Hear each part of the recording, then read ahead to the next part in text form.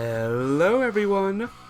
Welcome to yet another new playthrough of this game. We're back again, and we're trying to win the heart over a brand new girl. But who's this? Who the heck is this girl now?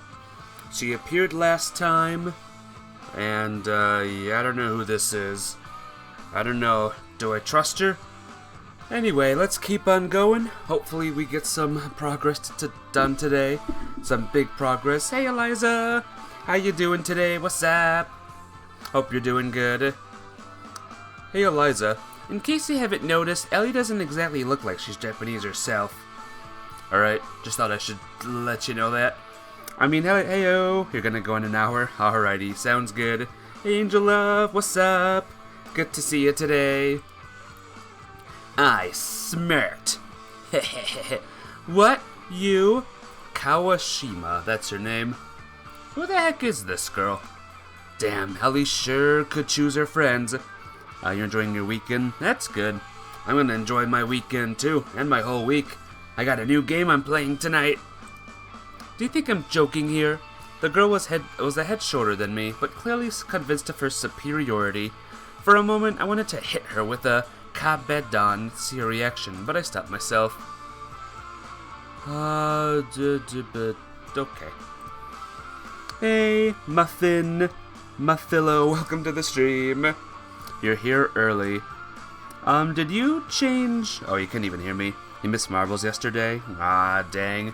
Next time, Eliza. We'll get you next time for sure. You're early and ads. Oh no! Your foot hurts too? Aww. What's hurting about it? Give me a second, guys. Hang on. Alright. You're Hazmad Camaro. Ah, you changed your name. You're Muffin now. Hello, Muffin. Good to see you today. I hope you're doing well. She could very well be the daughter of a Yakuza boss. Saw a music show. Ooh, nice. What did you see? Are you threatening me? Do you want to find out? Kawashima replied without a hint of hesitation.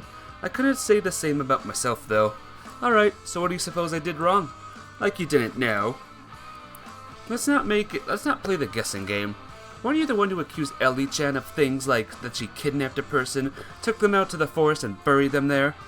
You bruised your ankle. Oh, geez. Be careful, Angel Love, alright? Be careful. Hey, Geek and Rad, good to see you today. What's up? Welcome back to more of the visual novel. Did she tell you that? The situation was becoming clearer, but honestly, I wish I'd remained ignorant. No, damn it, I was a fly on the wall. She's one unpleasant person. If Ellie was something a little too precautious, mostly due to her upbringing, Kawashima seemed to be radiating malice. I don't know what she told you in any case, it's none of your business. It is, I'm her friend. Ellie misunderstood, or mistold the story. She shouldn't have told it to anyone in the first place.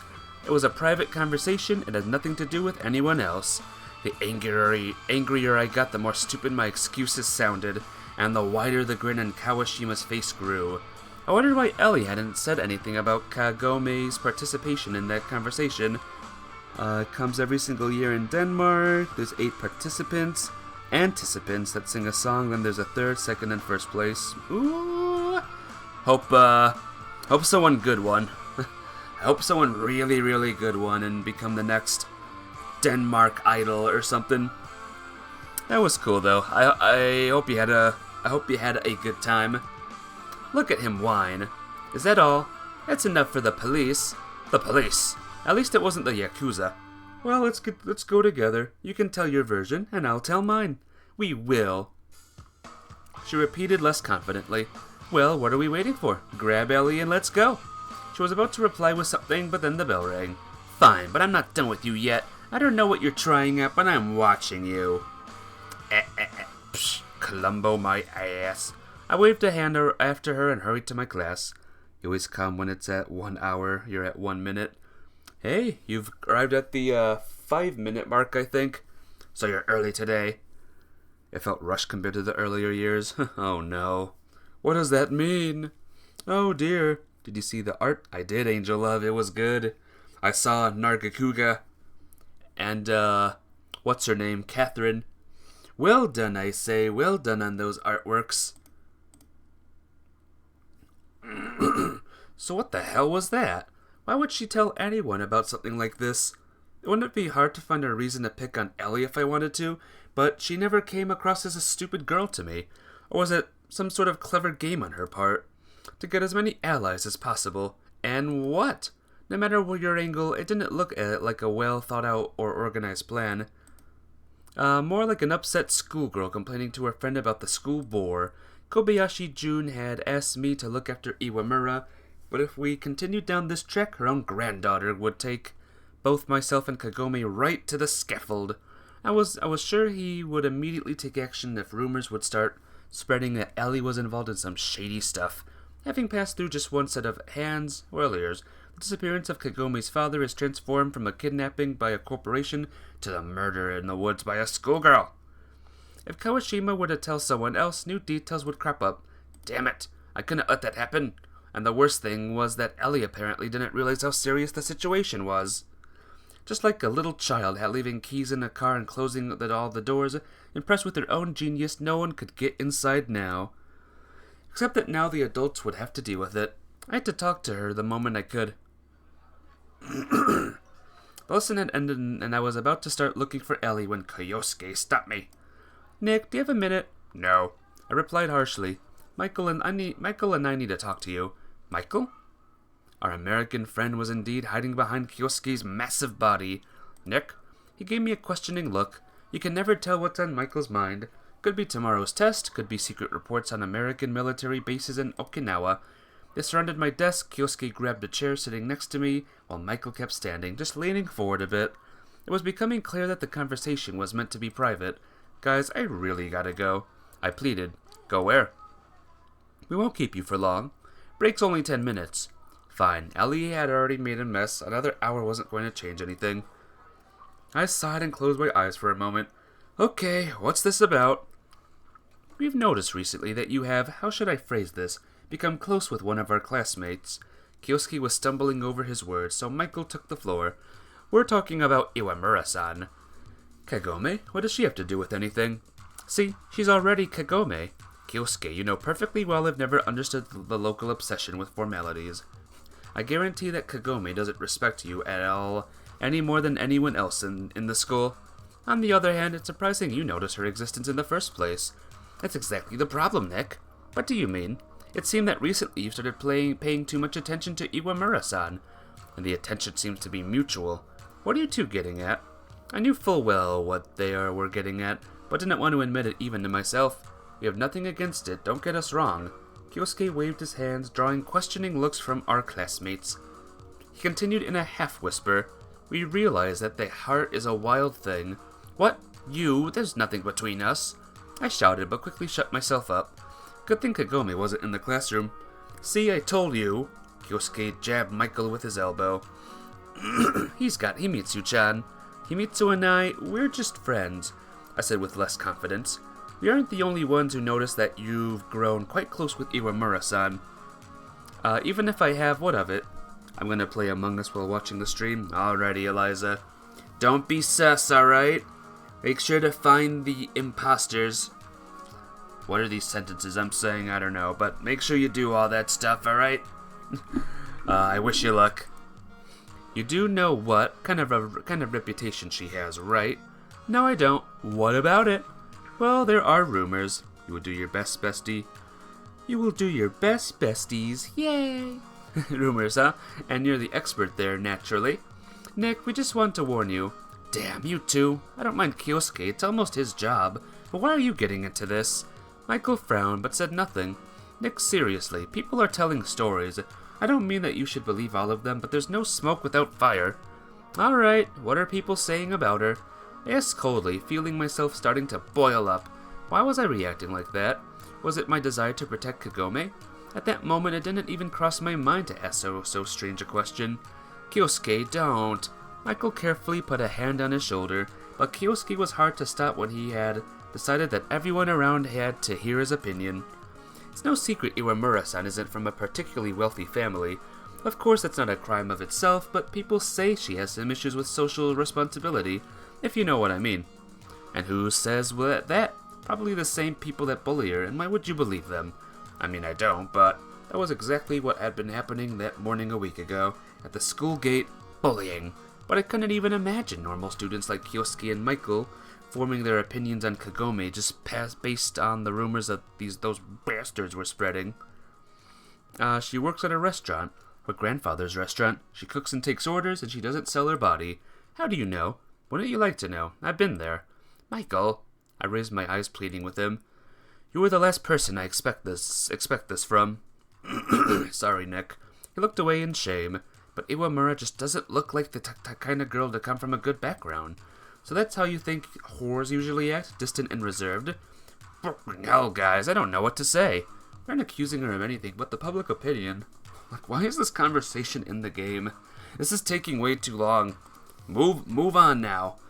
You can be sure that we're always on your side, right, Mike? Michael said nothing and didn't react to Kyosuke's questioning look in any way. But, I said coldly, but what? There was supposed to be a but there, but you didn't finish. Please continue. My words came out threateningly quiet. It seemed like I was about to lose it. Okay, Nick, calm down. We didn't really mean to offend you, or Iwamura-san. We should have started this conversation. Sorry. No, why? Why keep it inside? If you said nothing, it wouldn't change your opinion of her? Can you help me out with something? Now is a supremely bad time, but what do you need help with? What's up? Talk to me, what's going on? I replied with a theatrical mildness. Ruins is first! Woo! Welcome to the stream, Ruins. It's good to see ya. How you doing? Nick, why is that so important for you? Why do you care so much about what other people think about her? It can wait, Lol, don't worry. Well, what is it, so I can prepare myself? Tell me real quick. Why? Actually, I couldn't answer that question myself. Is having normal humans' morals not enough? Of course, if that's the case. Even if we are in a relationship, so what? What makes Kagome worse than Himitsu or Catherine or Ellie? Hey, Kyosuke, tell me. Are you living alone? Nope, I am not living alone. I live with peoples. The lack of an inheritance or a bunch of idiots for friends, maybe the fact that she pays no attention to other people's opinions and stupid gossip. Nick! You may not like to watch this kind of stuff. I don't blame you. I will just lurk, and play on my Switch so you can respond. So you can't respond. Hey, that's fine, Ruins. I'm glad to see you no matter what. Have you tried living alone? No. I can't take care of myself, sadly. He timidly tried to stop me. No, listen to me. If I really decided to date her, would you two just mark me for death? Or start bullying me together with those Nick, wait. Wait for what? Are you telling me to sit aside, close my eyes, and pretend nothing's happening? I can't help it. Well, where was this going? Try to live alone. Are you living alone? And then I can't help. What are you doing? What kind of devious plan do you have, Eliza?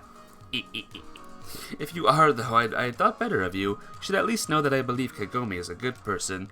And if our relationship did actually turn into something, I would be honored. Nick! Kyosuke grabbed me by the arm and nodded at the door. Kagome was standing in the doorway and carefully as all of our classmates, listening to me. That's how it is, huh? I muttered, not knowing what to do now. Meanwhile, Kagome just sighed and left the classroom. You feel a little homesick and you would ask if you had any advice? Oh. Yeah, I'm not the expert in the field in that bit there. You are great. You're playing either Skyrim or Diablo 2. Ooh, nice. Good old Skyrim. That stinks. Being homesick is a pain. I don't know how I would feel. But, hang in there, my friend. Hang in there. Make your new place feel like home. Maybe that's my best advice. Will that help? Any tips for Skyrim also? I can't think of any. Get medals. Any metal things you see, go and pick them up and bring them to the forge. Kagome just sighed and left the classroom. You're welcome, Eliza. I'll try my best. Are you going to run after her? Kyosuke asked excitedly. No, why would I? What would I tell her? Then the bell rang. Nick, sorry again. Michael said and returned to his desk. Kagome never came back, and I completely forgot I had wanted to talk to Ellie. Despite the awkwardness of the situation, I would have an opportunity to explain myself to her soon. That evening, we were meeting with Ichinose. I didn't talk to Michael or Kiyosuke until the end of the day, and neither of them were too interested in continuing the conversation. You're at the Greybeard's mission. I don't know how far you are in the game, but do side things. Completely have your time spent on, like, side missions and stuff. Wait on the main mission stuff. After calming down and thinking it through, I came to the conclusion that I'd probably been too harsh on my friends. Yeah, they should have thought for themselves rather than blindly following the crowd, but I doubted they did it out of malice or lack of moral principle. Got to the end of the game before and built a house. Awesome. I'm gonna stream Skyrim somewhat soonish ruins just to let you know. Just to let you know, that'll be a future stream eventually. I slowly made my way along the hallways, heading toward the exit. There was too much information per unit of time. The amount of consecutive interactions with people exceeded the operational capacity of my brain. I provoked a defensive reaction, and I just stopped feeling anything. Not kill Alduin. Ah, darn. Yeah, listen to Angel up there. That's a good thing. Wish you were joking. Himitsu was waiting for me in the yard. Let's go home, Nico-kun. Let's go. I replied automatically and looked at her with unseeing eyes. Nico-kun, how was your day? It was fine. Mine was great. We're almost all ready for the festival, and I even tried on that maid uniform. Nice. In reality, I wasn't quite sure what she was talking about. Didn't you want to see it? See what? The uniform. Maid uniform. Mitsu stopped and stomped her foot. Nico-kun, you're not listening to me. Yeah, sorry. Something is happening to you, and you aren't telling me. Fine, I've decided to not force it, but can I at least pretend that everything's normal? Yeah, sure. Sure what?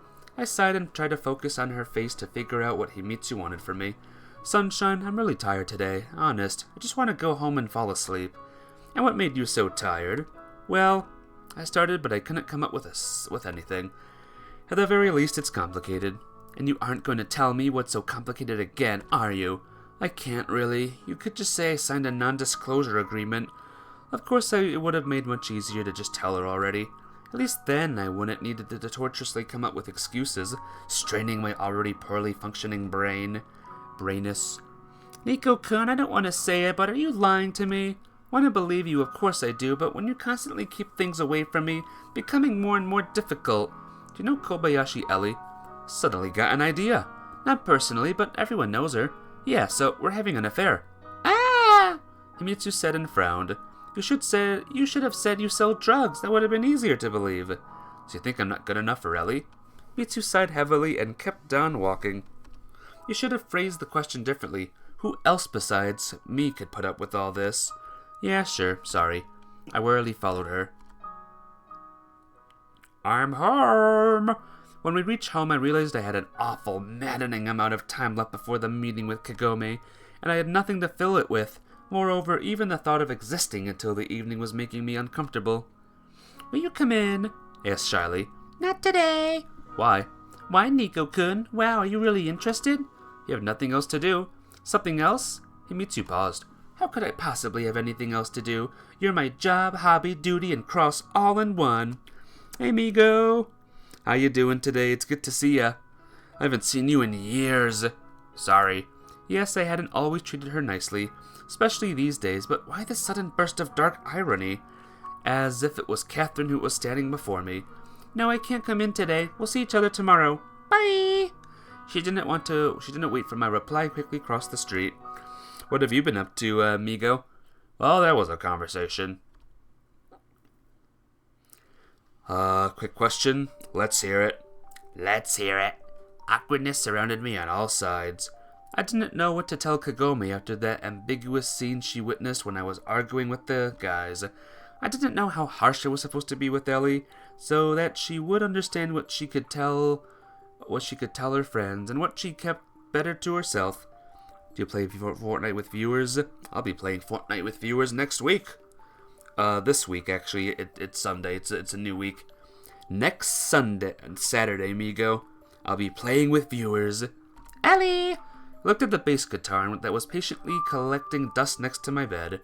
There was a time when I wanted to put it in the wardrobe to get it out of the way, but I kept stalling, hoping I had it abandoned music for good. Then I got used to it, and the guitars stopped bothering me at all. How do you do it again? I took the bass in my hands, checked the strings, and played a few notes. Not connected to an amp, the sound was dull and unexpressive, but my fingers immediately remembered the feeling. I played a simple bass line from a famous Western song, and felt immediate relief. Unaccustomed to the harshness of the strings, the fingers on my right eye grew red and started to ache after only a minute. Yep, there's mods. I don't think they're here right now. Mafia Babe is normally here, but she might be asleep or at school right now. Angel Love would know the answer to that one. But it felt more like the pleasant tiredness you feel after finishing some hard work rather than the disabling exhaustion of slave-like labor. She's asleep. Ah, I knew it. Why haven't I been doing this? I spent so much time in pointless contemplation inside my own head, while there was an entire world waiting for me at arm's reach. Sorry, you have to click on your name, Migo. Click on your username and you'll see how long you've been followed. I put the bass away and felt horrified. Was Catherine alone to blame for that? She ditched me, setting my life tumbling down this slope. But she hadn't even been around for the last year and a half. She hadn't been an invisible shadow trailing me, patiently sabotaging any attempts to change anything. She hasn't been one placing invisible barriers stopping me from performing even the most basic human functions that any normal person would find the effortless. Katya had been putting a stone in my chest every morning, stopping me from getting up. And she definitely hadn't been the one who personally soiled my relationship with Himitsu, while she had played a certain role in it. In regards to Himitsu, all I wanted was to keep her away from me right now, because she couldn't help, because I was in real danger and didn't want to subject her to the same. Maybe in that case it'd be better to tell her the truth, or at least part of it. After all, she wasn't a child that could take care of herself, so then it would be better to leave that thought to sleep for a while and make a decision later. I might be busy on Thursday, Migo. No promises. I'll let you know when the day arrives. Playing the bass made time fly, and there I was, on my way to meet Kagome. I was constantly glancing over my shoulder on my way to the train station, but I didn't notice anybody follow me. Either they were real professionals or I wasn't being watched. I doubted Irina would consider a midnight visit to a classmate I barely knew to be a normal behavior, but what mattered most was that nobody would find out that we're meeting with Ichinose. I stepped off the train a few steps before my station and made the rest of the way on foot to confuse potential pursuers as much as I could. Yeah, amigo? What's up? What's up? I finally got to the bridge Kagome was supposed to meet me on. Isn't this convenient? It was next to her restaurant, while I had to spend a good hour, or even more, considering all the maneuvers I made to get there. There she is. When I got on the bridge, Kagome was already waiting for me, but something was wrong with her. Did you hear me, amigo? I'm not sure yet. I'll let you know on the day. I might be busy on Thursday. So yeah, that's the answer. Don't know yet. That's the only time you play PS4? Sorry. You should, play all the days. Hey, I called out to her unsurely. Oh, it's fine. Don't worry, amigo. She turned to me, and everything became clear. She had a huge black eye. What? Poorly covered by her bangs. What happened? I fell. She responded, still trying to hide her face. On somebody's fist? What does it matter? It matters a lot. I replied indignantly and tried to come closer, but Kagome immediately stepped back. I didn't know what you've imagined for yourself, but there's nothing and can't be anything between us. Tomorrow is your first day of school. Ooh, are you excited? You better save that energy for Kobayashi. I had to make a conscious effort not to shout at her. Let's put it this way. I understand that what you heard this morning could appear unexpected, but I was speaking hypothetically. I'm not expecting anything. Damn it, that's not what I meant to say. Whoa, hey. I was saved by the dark silhouette appearing out of the gloom of the night. Nikolai-kun, Kagome-chan. Ichinose-san? I immediately recognized my father's friend, although he seemed to have aged noticeably since the last time I saw him. Were you followed? No. Kagome just shook her head. I didn't know you two were acquainted. Only by circumstance. This corporation, he said meaningfully and took out a pack of cigarettes. Ichinose looked a bit too calm, and it set me a little on edge. Sorry, kids, I've only been thinking about myself. Ichinose-san, what are you talking about? I owe a great deal to your father, Nikolai, and we were friends. To yours as well, Kagome-chan. I knew the corporation would come after me sooner or later. I've been preparing for it, but I wasn't the only one in danger. Ichinose-san, it's not your fault. I took a quick look at Kagome. She kept standing with a sour face, studying the tips of her shoes. Hey, Molo. Rules gotta change. How you doing today, Molo? Rules gotta change. That's a pain. We can talk on Dissy. Yep, we sure can.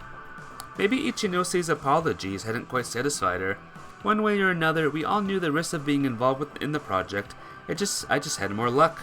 The project? What are you talking about, Ichinose-san? The project is what your parents and I were working on at Kobayashi Corporation. What's the point of this project? Oh, Nikolai, that's not easy to explain. Every scientist was essentially responsible for their own part. I was a physicist, while your father was a rocket engineer. For some reason, I'd always thought he designed bridges. You're doing good, Molo? Awesome. Welcome to Love, Money, Rock and Roll. That's the name of this game, by the way. Hee. Akira-san would be able to tell you a lot more than me. He was effectively in charge of the project. He never told me. Kagome finally said, sometimes it's not worth taking work home. This is a PC I'm using. I'm using a computer to play this game. I still don't get it. If he was such an important person there, why was he just kicked out? They're dangerous people, Kagome-chan. The life of a single person means nothing to them. When Akira-san did everything that was required of him. Don't say that, she suddenly shouted. Kagome, please, not now. She looked at me with tearful eyes, and her gaze I could see desperate plea for support. However, having found no understanding from me, she stared at her feet again. Ichinose-san, I have another question. Yes? Wasn't sure whether speaking about this in Kagome's presence was a good idea, but there was no guarantee I'd get another chance. Do you know someone by the surname Winters? Winters. He thought about it. Yes, I know a woman with the name, but she's considerably older than you. And what was that Mrs. Winters doing in the project? The pieces of the puzzle were starting to come together into a terrible picture. No, I don't think she had anything to do with the scientific part of the project. She was more like an administrator from the American side. American side? I didn't think the project was purely Japanese endeavor, did you? It's something bigger than that, Nikolai. Multinational, you could say. I didn't think anything, Ichinose-san. A week ago, I believed that my parents' death was an accident. 3 years ago, I believed that I was at least in control of my life. An hour ago, I was sure that my father designed bridges. Bridges, Ichinose-san, not rockets. Nikolai, I understand it's hard for you. Oh, I play Fortnite on the Switch. On the Nintendo Swatch. Hard. I smirked, but the most depressing thought was that at any moment I was concerned not so much about my parents' death, but rather the fact that Catherine's mother, and thus Catherine herself, could be involved in it. So that Mrs. Winters, could she have anything to do with my parents' death? It was a car accident. Ichinose remarked carefully. It's not hard to stage a car crash, don't you agree, Ichinose-san? I've had my suspicions, but there's been no evidence. Might not catch the Among Us on Friday. Aw, dang. It's fine. I'll be live with Among Us for a long time. If not this week, then the next week for sure, right? Mrs. Winters? I persisted. No, I don't know. I don't think she has anything to do with it. But you can't say for sure? No, I can't. How much FPS? I have no idea. I don't know what that even means. I'm a big stupid. He finally admitted and lit another cigarette. And what do you have to say? I turned to Kagome. All the time we'd been talking, she stood there silently, as if trying to fade into the darkness of the Tokyo night. What can I possibly say? I don't know. It's your father who's gone missing. The parents can't be brought back, but whatever. We couldn't stand here in the cold until dawn waiting for her to deign to come to her senses, so I took the initiative. frames per second? Yeah, I have no idea. I wouldn't even know how to look that up. Sorry. Ichinose-san, do you know anything about her father? Where they might possibly be keeping him? No, Nikolai, I can't help you with that. I'm just a scientist, and this issue requires people with greater practical experience. But I still want to help you two. Still have some documents concerning the project. Soon I'm going to leave Tokyo forever anyway, so they're of no use to me. And what's in those documents? Oh, all sorts of information. I've been taking them from work a page at a time for years, to give myself a trump card in case. He went quiet and smiled bitterly. That's very generous of you, Ichinose-san, but how will you...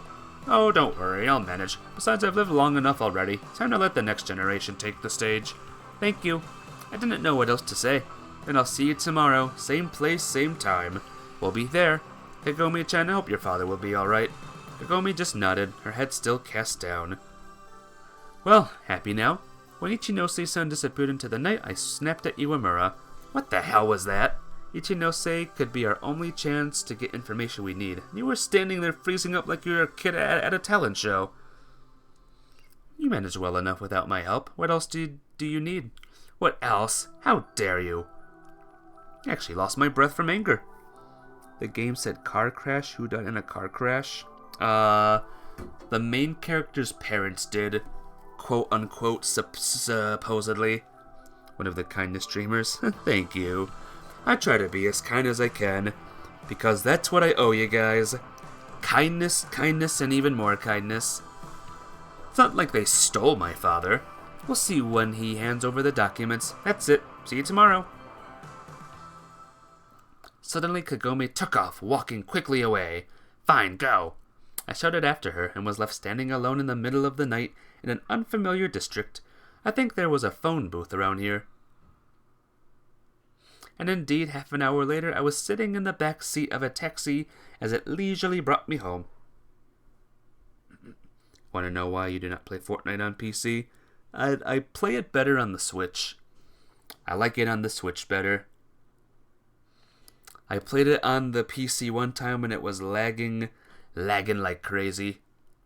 And I just can't go back to that life. I returned home long past midnight and immediately fell asleep. I was so tired I couldn't remember a single dream, if I even had any.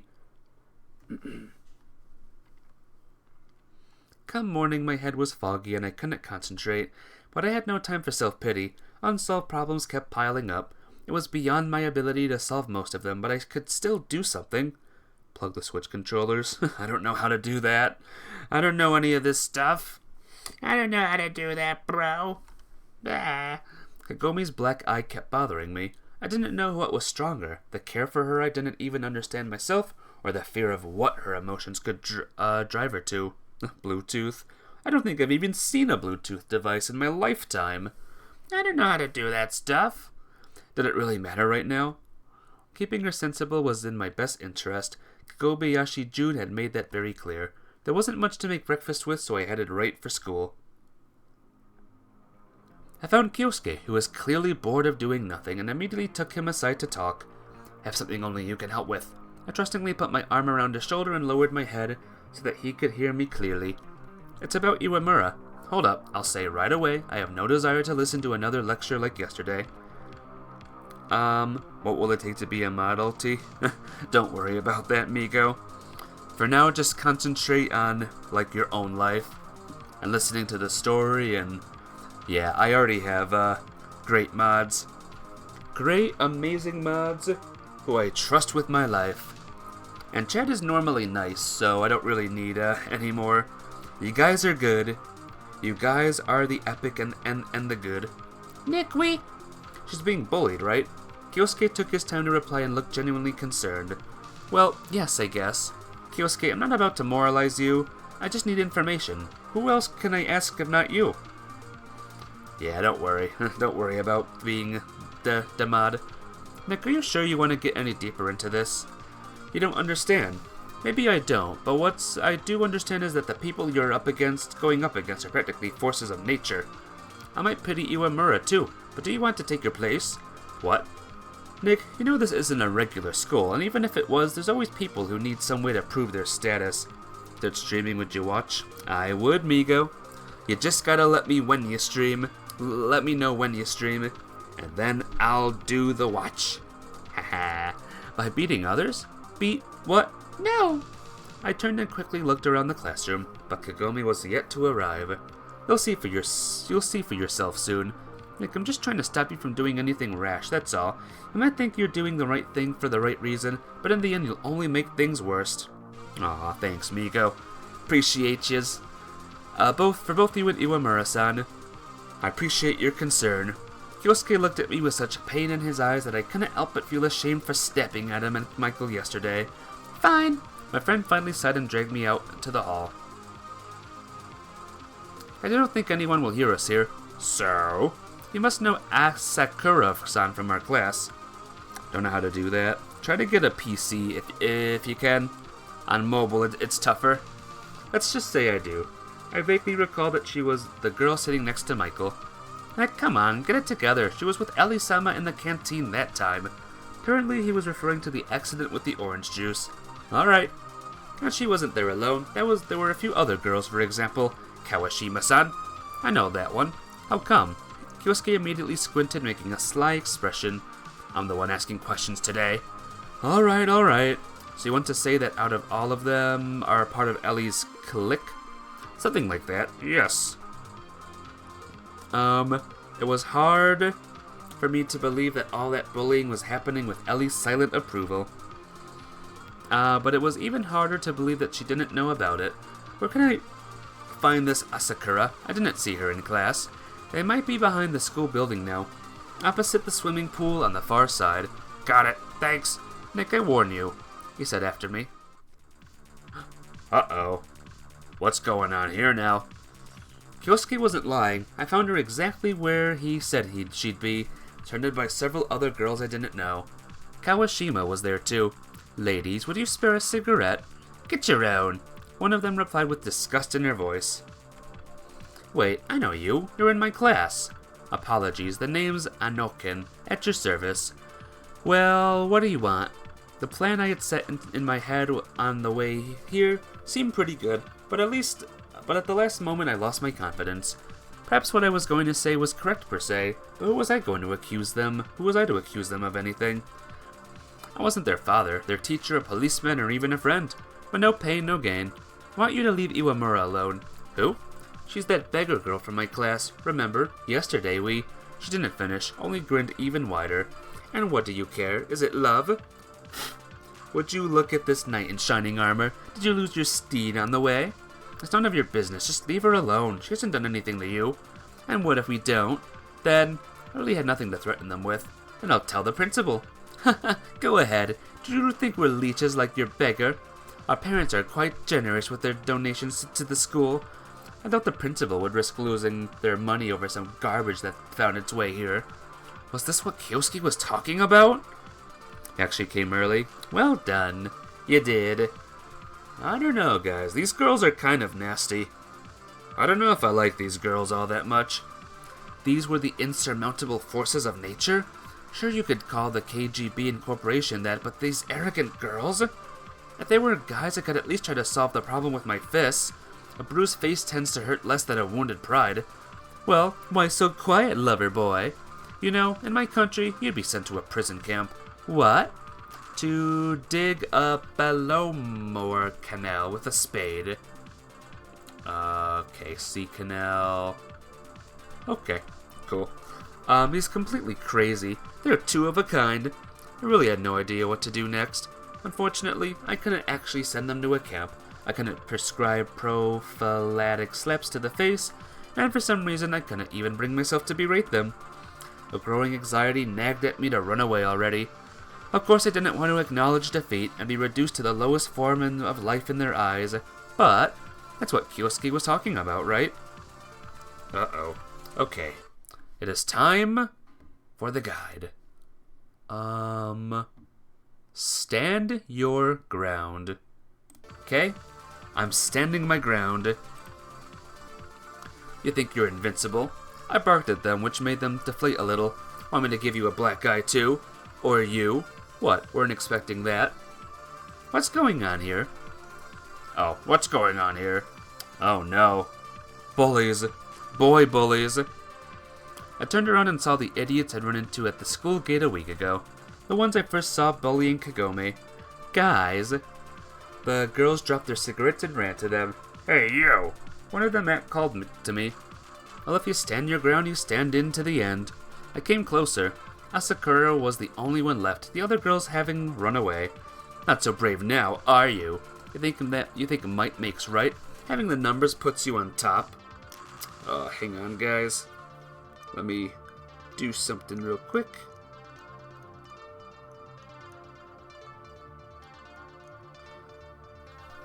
Puts you on top. Wait a moment. I think I know you.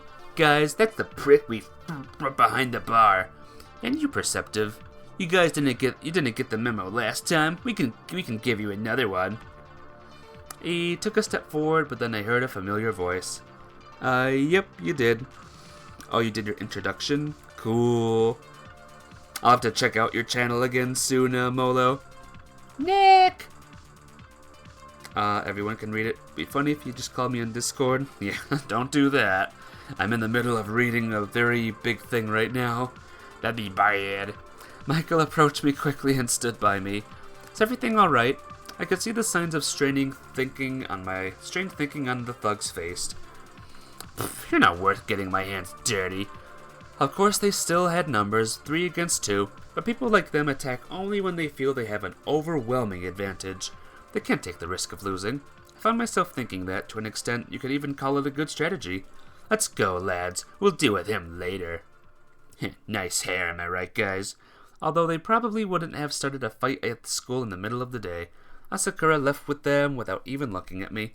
Well, it was too early to call a complete victory, but we'd taken the first step. You literally just saved my life. Don't exaggerate. Well, only a little. Michael seemed to be expecting something from me. Aren't you going to ask me what happened? Kyosuke told me, and you immediately rushed to help me. Let's say you wanted to make sure that you had everything under control. Look, I'm sorry for yesterday. I didn't want to go at you two like that. No, it's our fault. Iwamura doesn't deserve to be treated like that. And if you want to, well, it's your choice. Thank you. His words sincerely moved me, and I firmly shook his hand. Either way, the foundation was laid. Only time would tell anything came of my actions or not, but I was sure that the next time they'd at least remember me when they came across Kagome. With Kyosuke and Michael's support, we could even manage to get the rest of our class on our side. You'll play now. Good luck, Migo. Win some matches, alright? Win some for Team Ultima and Team U. After all, every revolution starts with a single cry of protest, and this school was long overdue for a change. I didn't know whether there were others oppressed the same way as Kagome. I never cared about them before. First they came for the socialists, huh? What's different now? Although wasn't I just using these noble ideals to distance myself from my own unsolvable problems? The corporation, my parents' death, the KGB, even Catherine. They say many great people had nasty personalities and suffered defeat after defeat in their personal lives. I didn't have the time to wonder whether I had the right to think of myself as a great person because my lunch was interrupted by an infuriated Ellie. Ah, here you are. She jumped to my desk and leaned over me threateningly. Out of the corner of my eye, I noticed Asakura watching us with a spiteful little smirk on her face. Well, she wasn't the only one. It's not every day that the great Ellie-sama, the queen of the school, visits our classroom. Come with me. I decided not to object. After all, I also had something to discuss with her. Oh boy. Ellie took me to the roof. Stop, wait. I tried to resist, knowing already that we wouldn't be able to talk in private here, but she didn't even turn around. It was exactly as I thought. Kagome was on the roof too, as if she'd been waiting for us. Ah, you're here too. Ellie was surprised at first, but then continued in the same threatening tone. Hey D. Williams, what is this game? It's called Love, Money, and Rock and Roll. And I'm trying to win the heart of this girl right here. Then I'm gonna do another playthrough and win the heart of this girl. And then we'll have beaten the game. Yay. But how you doing today? It's good to see ya. Ali was surprised at first, but then continued in the same threatening tone. Well, you're welcome to listen in. It concerns you as well. Kagome lowered her eyes, looking as if she'd been dressed down at a party meeting. What the hell were you thinking? That you could attack my friends? She shouted, addressing me. I didn't attack anyone, so I'm supposed to believe you and not them. You know what? That's a great idea. Ollie tried her best to look intimidating, but mostly resembled a boiling kettle. I kinda hate visual novels. Sorry. This was my planned, Valentine's Day stream. And I streamed the previous game this company made, so I thought, why not? You know? Hey, Rana! How you doing today? It's good to see ya. Boiling kettle. What? I'm saying you should be more careful with your choice of friends. How dare you? I don't know what they told you, but I looked at Kagome and went quiet. Did you even want me to say it all now, to a stranger? Especially Ellie? About the black guy, the bullying. She tried so hard to look strong and hold her own to Ellie in every way. Did I have the right to discuss her problems with someone she would never tell them to herself? Get all the babes. I will. I'm going after this babe first, then this babe last. It's gonna be great. Welcome to the stream. Welcome. But what? I still kept my mouth shut. You just lashed out at my friends for no reason. Threatened them. You are unstable and should be isolated from normal people. Tried to scare them with the police. Practically told them I was a murderer. What the heck? What do you two need from me? I couldn't let this continue. I had to say something. Alright. Next is try not to involve Kagome. Okay? Not gonna involve Kagome. Right? Try not to involve Kagome.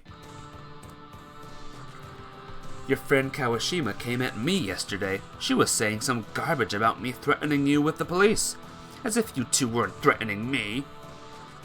Well, we weren't. We were just asking for help, that's all. Oh, so that's what that's called now. It doesn't matter. What matters is that her story had nothing to do with reality. Why the hell would you even share that with her? Because... She went quiet for a moment, as if looking for the right words, but then continued with the same fervor. Who knows with you? What if you bring me out to a force and off me there? Stop talking nonsense. It's not nonsense. You must be actually crazy to snap at poor girls. Poor girls. I smirked powerlessly and threw my arms up in the air. Instead of studying, they smoke behind the school. They pick on, said not to involve Kagome. Or other students, yeah. Can't you see your friends aren't angels, to put it mildly? Look who's talking. Alice scoffed, turned around and walked away. I was left alone with Kagome, and the situation seemed to have become even more awkward. Sorry, I just thought you wouldn't want... It's okay, she replied coldly, staring at the tile pattern on her feet. You don't owe me anything. There was no need to waste so much energy so that she wouldn't find out about my situation. If you really believe that, I could catch up with her and tell her. I was a little offended by this reaction. Of course I hadn't hoped for a show of gratitude, but she could have at least not said anything. Go ahead. What did I do to deserve all this? Watch streak! 3-watch streak! Booyah, mother... friend. Well done, everyone, well done, Rana, or Molo, rather. I'm losing my mind. I'm okay. But yeah, 3-watch streak, woo. I sighed and sat on the bench. Just don't meddle with other people's affairs. Let's limit ourselves to things that concern us both. Is that how you react to any attempt to help? How you doing today, Rana, by the way? Hope you got a good night's sleep after your massive stream. What was helpful about that? She suddenly raised her voice. You should have asked me if I wanted your help first. So you talk to them or whatever, you think now everything's going to turn out how you want? Then we're going to hold hands and sing Kumbaya? Is that how you imagined it? Kagome seemed to have gotten seriously angry. In reality, all your meddling's only going to make things worse for me. People only accept punishment when it's complete. Any failed attempt just encourages them. Damn, you're practically rude. I muttered in response, although she was mostly right. So, what would have been a successful attempt, in your opinion? Should I have gunned them all down behind school? What the heck? You should have stayed out of all this in the first place. She shouted and started panting like she'd just run a marathon. But whatever, you only need to come to the meeting with Ichinose tonight. Don't forget. Having said that, she left, leaving me in the company of the blowing wind and heavy autumn clouds swollen with rain. No, your sleep was terrible. Ah, shoot. That's annoying. Game is going good, though. It is at the point where it's kind of dragging a little bit, but we're gonna get through it. I can get through any game, so I'm gonna get through this visual novel. It's just reading. I can do it. I can read most of the time. Maybe next time I think twice before rushing to help someone who'd never asked for it. I can do it! I returned to the classroom, sat down in my chair, put my head on the desk, and covered it with my hands. Literally everything was going wrong today, and for some reason I felt increasingly sure that it wasn't over yet. I'm excited for tonight, by the way, Rana. You're playing Persona 5 Royale, and I'll be starting Persona 5 Strikers. Can't wait! I can do it. Oh, I know I can. And with your help, I can. With your support, I can as well. After the lessons, I didn't want to leave the classroom, packing my things deliberately, slowly, and bothering Kyosuke with empty chatter, as if I could feel something bad was going to happen. And so it did. Uh-oh. There was an entire posse waiting for me at the school gate. Asakura, Kawashima, and the thugs who unfortunately had already had a chance to meet. And you're already on Strikers, I know, right? Ain't that crazy? Yeah, it's happening. I'm excited. Going somewhere. I was basically trapped in a corner, but there was no way out. Run away in front of the entire school? You know what I like about this game, by the way, guys? I like, her little flower thing. It's really cute and really epic, and I love it, and that's my compliment of the game. Yay! Hey, she has one too. Is that the style? Run away? No way, it would be better to get a couple of honest bruises. The dude's hair is giving JoJo. This guy. Yep, that's the tough guy pompadour of the time way back when. On the other hand, there was a little chance they'd attack me in front of the other students, and especially the teachers. Going home, I replied briefly, "Wait a minute, we got something to talk about." Good thing Hamitsu wasn't around. "Come on, it'll only take 5 minutes. He was saying it in that disgustingly friendly tone Japanese gangsters always use to throw off their victims before an attack. You'd be willing to give everything you have just to not hear this smarmy talk? I'm listening. No, man, let's go somewhere else. Why talk in front of everyone? This place seems just fine to me. You were braver this morning. Asakura smiled, smirked, and again I marveled at the fact that Ellie could ever associate with girls like them. Yeah, seems not of your painted faces by now to get scared. How dare you? She took a step forward, but one of the guys stopped her.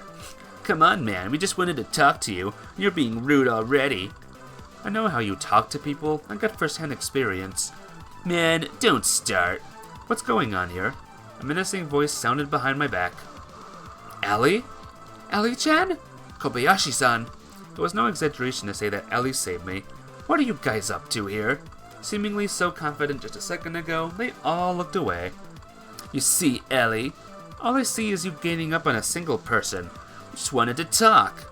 About what, I wonder? What do you have to do with him? She looked at me like I was guilty of something too.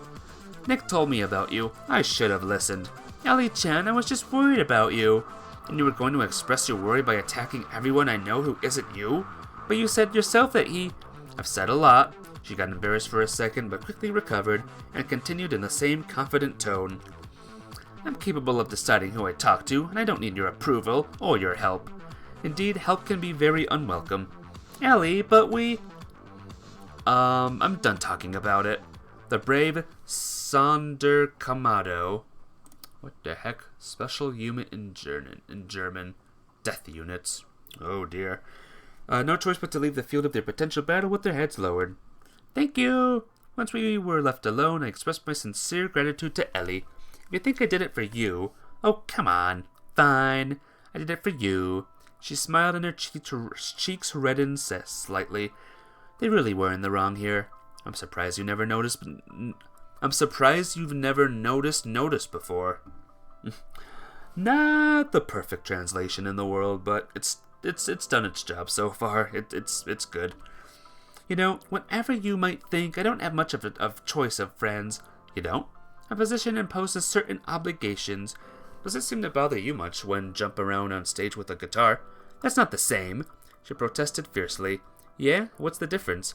The difference is, I don't know, you should thank me for saving you. I did. Oh, right. And I'm not the real problem. There are people who get it way worse from them. Like who? Like Kagome. Sorry, I don't want to tell you everything on the roof with her there, but your so-called friends have been bullying you Iwamura for a long time now. They even gave her a black eye recently. I haven't noticed any black eyes on her. She used concealer or whatever girls use, I don't know. The point is she can't do anything against them. Of course it's wrong that they picked on you, but the way you handled Kawashima today? Open your eyes, Your Highness. Real life is happening all around you. You joined my server? Thank you, Molo. Hope you have a good time there. Welcome to the Discord server. And in real life, even beggars have problems created by rich kids. Sorry, I shouldn't have said that yesterday. I don't really think that. I believe you. It's just that people have different hobbies. You play music and they bully people. Don't joke about that. Ali was sounding less and less confident. Think about it. Why would I lie? What for? Why would they bully your friend? Do you want my professional opinion as a psychologist? I asked snidely. I don't know why, and I don't need to know them any more than an antelope needs to know why the lion is chasing it. You're just projecting. I'm just saying that people can be different. Ellie said nothing and turned away, as if searching for something in the now noticeably thinner flow of students on their way home. I still can't believe you never noticed anything earlier. Even if I had, is it that important now? She smiled sadly. You know, I'm not a judge. You don't need to explain yourself to me. I'm not. Suddenly, all hostility disappeared from her voice. Maybe I just want to convince myself everything's fine. Is it working? Not really. Ellie finally looked at me and smiled. Sorry, I'll talk to them. It will never happen again. Don't make promises for other people. They'll listen to me, she proclaimed with a confidence out of nowhere. I hope so. Just recently, and with almost the same confidence as she had been trying to convince me that her friends were completely innocent. How many more wondrous discoveries the world had prepared for this Ojo-sama? For now, I hope your friends aren't waiting for me around the corner. Want me to see you home? No way. Then goodbye. See you around. See you. See ya. I knew that after Ellie chastised that I had nothing to worry about for a day or so, but I still spent the walk home glancing over my shoulder. I stopped at the gate and looked at Himitsu's house. What would I have done had she been there? Maybe somewhere deep inside I actually wanted to find Himitsu in the kitchen making dinner. Despite everything that's happened the past few days, despite our fight and my behavior, just to forget about real life for an hour and immerse myself in that magic world Ellie must be living in. But the person at the dinner table wasn't Himitsu. Oh, snap. It was Irina sitting cross-legged. Finally, I've grown tired of waiting. She smiled cutely as she saw me. Almost as cutely as that time in the bar, but now her careless hospitality was accompanied by notes of business-like focus and a desire to keep a polite distance. I wasn't expecting you this early.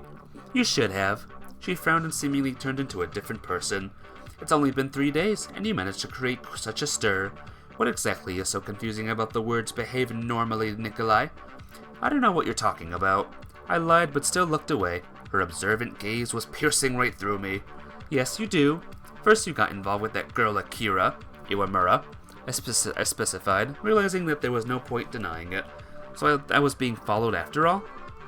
And apparently by professionals. Iwamura, whatever. We've been working on her father for a while now. Do you know where he is? Is he alive? Are you worried about her? As a real intelligence officer, Irina immediately seized on a weakness. I was in her shoes once, so I know how she feels. Isn't that enough? I was doing my best to speak calmly, at the same time trying to find opportunities to glance around for her accomplices. I doubted she'd come here alone, and yet she's luckier than you. Her father is alive. For now. A warm feeling spread in my chest. I hoped that somehow things would end well. Why was information about Kagome's father so important to me? I see you're happy. Trying to think about someone other than myself. Why, that is wonderful, she exclaimed in a dramatically loud and cheerful tone. Love for the motherland begins with love for your neighbor. Ah, here you go with the motherland again. I already told you I know nothing of my father's work. Irina frowned and fidgeted in her seat. About that, what's her name? Iwamura, you said. I nodded. I agree with you about Iwamura. She doesn't know anything. Really? Let out an uncontrollable laugh, but the woman didn't react. You mean you suspect me? No, not even like that. You're still accusing me, but you believe her immediately without even investigating. Why do you think we haven't investigated her? Really wasn't the best time to question her about the KGB's methods. Do you want me to stop communicating with her? Oh no, quite the contrary. I would never forgive myself if your date tonight was cancelled because of me. So you knew about that, too. I grumbled grimly. We know a lot, and what we don't, we soon will. Lines straight out of a propaganda posters seeped into her speech again. Except it's not a date. If you're waiting for someone else, I'm afraid he won't come. Ichinose-san's open, friendly face appeared before my eyes, sending shivers down my spine. We've invited your acquaintance for a little talk. His papers didn't prove very interesting, however. Is Ichinose-san alive? I asked, afraid to look into her in the eyes. We're not animals, Nikolai. Who do you take us for? To be honest, at that moment I saw no real difference between the KGB, the Americans, and the corporation. When you can't judge a threat accurately, an asteroid about to crash into the Earth is about as dangerous as a lion laying in ambush, or vice versa. Irina was trying to assure me that in the end everything was for my own good, and the fact that both of us were Russian had to mean something. But if I put all sentiments aside, this woman was as alien to me as Kobayashi Jun. Then what do you want from me? She squinted slyly and fixed her hair. You've been seen in the company of the granddaughter of Kobayashi Corporation's chairman. How come you know so much about my life? I exclaimed, losing every remaining idea of what was going on. Do you have your spies behind every tree or something? Should I look for bugs around the house? No need, she replied coldly. Fine. But if you think Iwamura knows nothing, what's different about Ellie? Think her grandfather lets her in his business? Oh, you've an eye on her as well. Would you look at that? I didn't expect that of you, Nikolai. Well, great achievements require ambitious goals. We could use our own man in the Kobayashi family. Jesus Christ, are you serious right now? I put my head in my hands, walked to the refrigerator, opened it, and took out a bottle of milk that turned out to be long expired. In any case, you've neglected my warning. She continued in a more serious tone, but it also so happens that you found yourself in quite an interesting position, a position beneficial to us. Nobody knows if you'll actually get anything out of Kobayashi's granddaughter, but we can't rule out the possibility. As for Iwamura, since her father is out of our reach now, it seems logical to look after his daughter, and the closer we are, the better. I don't remember you hiring me. We'll list you as a freelance operative. Need some time to think, I said carefully. Do you really believe you have a choice? She pulled out one of the smiles in her endless arsenal, this one mysterious and as such frightening. I'll give you some time to collect your thoughts and process all this new information, but remember, you won't get much. And don't forget, we are close by. With that, she stood up and walked past me into the corridor as she'd forgotten I exist. I breathed out heavily and dropped to the chair Irina had just been sitting on. Had Comrade Major really come alone? Whether I had a choice or not, she was right about one thing. I had to decide quickly. And at that moment I saw no alternatives. The storm my life had become was throwing me from one black rock onto another. From Kagome to Alley, from Alley to Kobayashi Corporation, and from there directly into the loving arms of the KGB, Major Irina Mostavaya. At least they didn't suspect Kagome of anything. Could I believe that? In any case, now I felt we were bound by our common misfortune. I had to tell her about the Soviets. Tokyo at night seemed different about Irina's visit. People were casting suspicious, askew glances at me.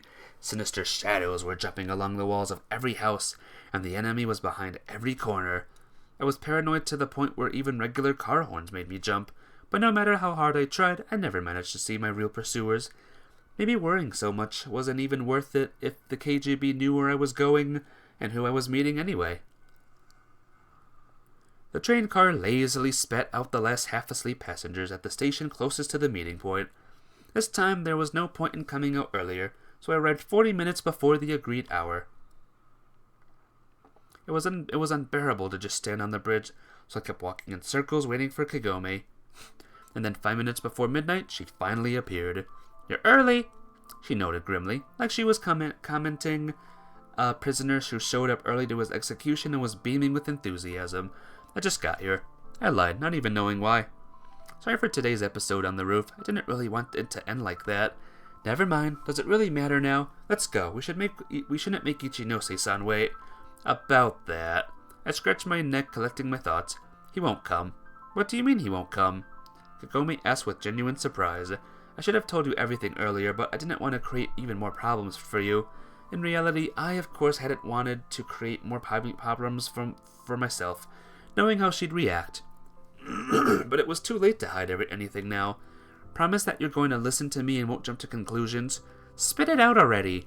Last Sunday, I came across a woman, a Russian. She works for the KGB. Naturally, I left out the circumstances under which I met Irina. She needed information about my father's work, some documents and so on. Obviously, I didn't tell her anything because I didn't know anything, and I was let go with the order to keep my head down. That easily? Kagome asked. Oh. An unexpected calm tone. Yeah, that easily. What else could they get out of me? And naturally, you didn't find it necessary to share this information with me? These people don't joke around. The less you know, the better. Somehow it seems to me that's not the entire story. Yeah, you see. Smiled idiotically and suddenly realized that I'd scratched my neck bloody. That woman, her name is Irina. She came to my place again today, and this time she told me more. That they've been spying on you and your father too, but they don't suspect you of anything. I waved my hands to emphasize the point, and she told me your father is alive. Of course they don't know where he is or what's happened to him. Kagome's face got redder and redder with every word. And you're only telling me all this now? I only found out a couple hours ago, I swear. So this whole time your KGB has been after us. It's not mine, I said carefully. And you knew about it and kept quiet. I didn't know anything. What if you're with them? What if this is just a trick to... She got so angry that she was huffing and puffing, unable to say a word. Would you listen to yourself for once? I told you the truth, and what do I get? Your hysterics aren't going to help me here. Hysterics? The way she laughed was actually intimidating. It's not your father who's been kidnapped and held hostage. It's not you the KGB is spying on. It is, actually. It's not you who has to enter school every day like it's a battlefield, and then work at a restaurant till night to make a living. Kagome realized she's gotten carried away, bit her lip, and lowered her head. Sorry, I understand you're having it rough. Yeah, sure you do. You know what? I'm alone in this country, and now I have no idea what to believe or who to blame for my parents' death. You think no one understands your suffering? Well, maybe you're right. But you know, everyone looks at life on their own little bubble. Probably thinks someone else's issues are trivial, but to them, they're vital. At the same way, some people would look at you right now and only laugh. I guess you're right. Kagome replied unexpectedly softly. You just got tired of living under the pressure of responsibility all the time, tired of the endless attacks. Before I was managing to hold on somehow. I knew my father had it hard and really needed support. But who's going to support me now that he's not here? He'll be back. That's all I managed to force out. To be honest, I really don't know what to say. And I'm not sure my words would change anything at all. Sorry, I should have told you about the KGB right away. As my mom used to say, lies always come to light. Kagome smiled. Yeah, mine used to say something like that too. So what about Ichinose? She sniffled and wiped her eyes. Irina said they took him in, and that there was nothing interesting in his papers. But is he okay? If we take her word for it, would you? I recalled the sly smirk on Irina's face. It seemed that she hadn't been lying openly, but instead skillfully manipulating facts, giving them out in tiny proportions, and presenting them in the light that best benefited her. Most likely, Ichinose really was alive. There was no point in lying about that. If they had killed him, it'd serve as a nice warning to us, and trying to help me and Kagome. Why? I think in this case she was telling the truth. I just wonder how much easier her truth makes things for Ichinose himself, or my father. Your father is way more important to them. I like to believe so. A sudden gust of wind made Kagome shiver. Anyway, there's nobody to wait for here. See you. Wait, I'll walk you to your place. I'll manage, she replied without a hint of anger. It's not a polite gesture. They're probably following you. And me, I never noticed them, and I don't want to repeat the mistake. As you wish. Kagome shrugged her shoulders and quickly walked toward her restaurant. I silently followed her, glancing around occasionally. The street lights were on, but it was still hard to see anything beyond 20 meters. If they were following us, they had a significant advantage. Kagome walked at a measured pace and didn't look back even once. It seemed to me that everything that needed to be said had been said, and by starting another conversation, I'd only irritate her. At the restaurant on the stairs sat a decrepit, seemingly 100-year-old man. Grandpa! Kagome shouted and ran to him. Why aren't you asleep? Huh? With effort, he raised his cloudy eyes to her. Apparently he was asleep. Kagome-chan, finally. Did something happen? Yes, this is for you. He took a folder from somewhere behind his back and handed it to Kagome. What is this? A man came in the evening and asked me to give this to Iwamura-san. Kagome impatiently undid the string and quickly flipped through the thick folder. A small piece of paper fell out of it. I picked it up and read, Kagome-chan, I'm afraid I might be followed, so I'm sending you this copy of documents. Be careful. Ichinose-san, Kagome said with a deep respect in her voice. What about your friend? The old man, who was beginning to fall asleep again, suddenly grew more aware. Oh yeah, that. He's Nico-san, my classmate. Nice to meet you. I made a demonstratively low bow. Grandpa, these are very important papers. We need to read them through. You should go to sleep already. You always push me around like I'm a child. He stood up, grunting, and walked inside. If we really want to look at these documents, we'll need light at the very least. Just don't get the wrong idea, she said, indignantly opened the door and invited me in with a gesture. Oh, I gotta stretch.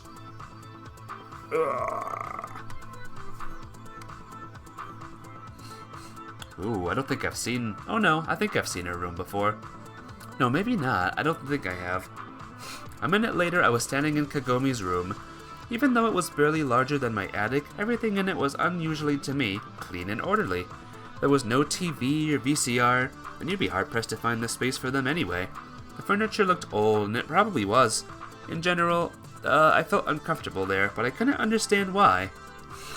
Sorry, this is all I've got. Kagome seemed to have read my mind. No, it's okay. I just don't visit other people very often. Especially girls, I mean. Hope you don't get any weird ideas. Me too. Kagome sighed heavily, and rolled her eyes and sat down on the floor, throwing the folder onto the bed. Endless rows of digits and formulas, speed flow charts, calculations of orbs and trajectories. The papers looked like they were copied by an ancient machine with ink that had near dried out, which meant bits weren't legible and others looked more like hieroglyphs.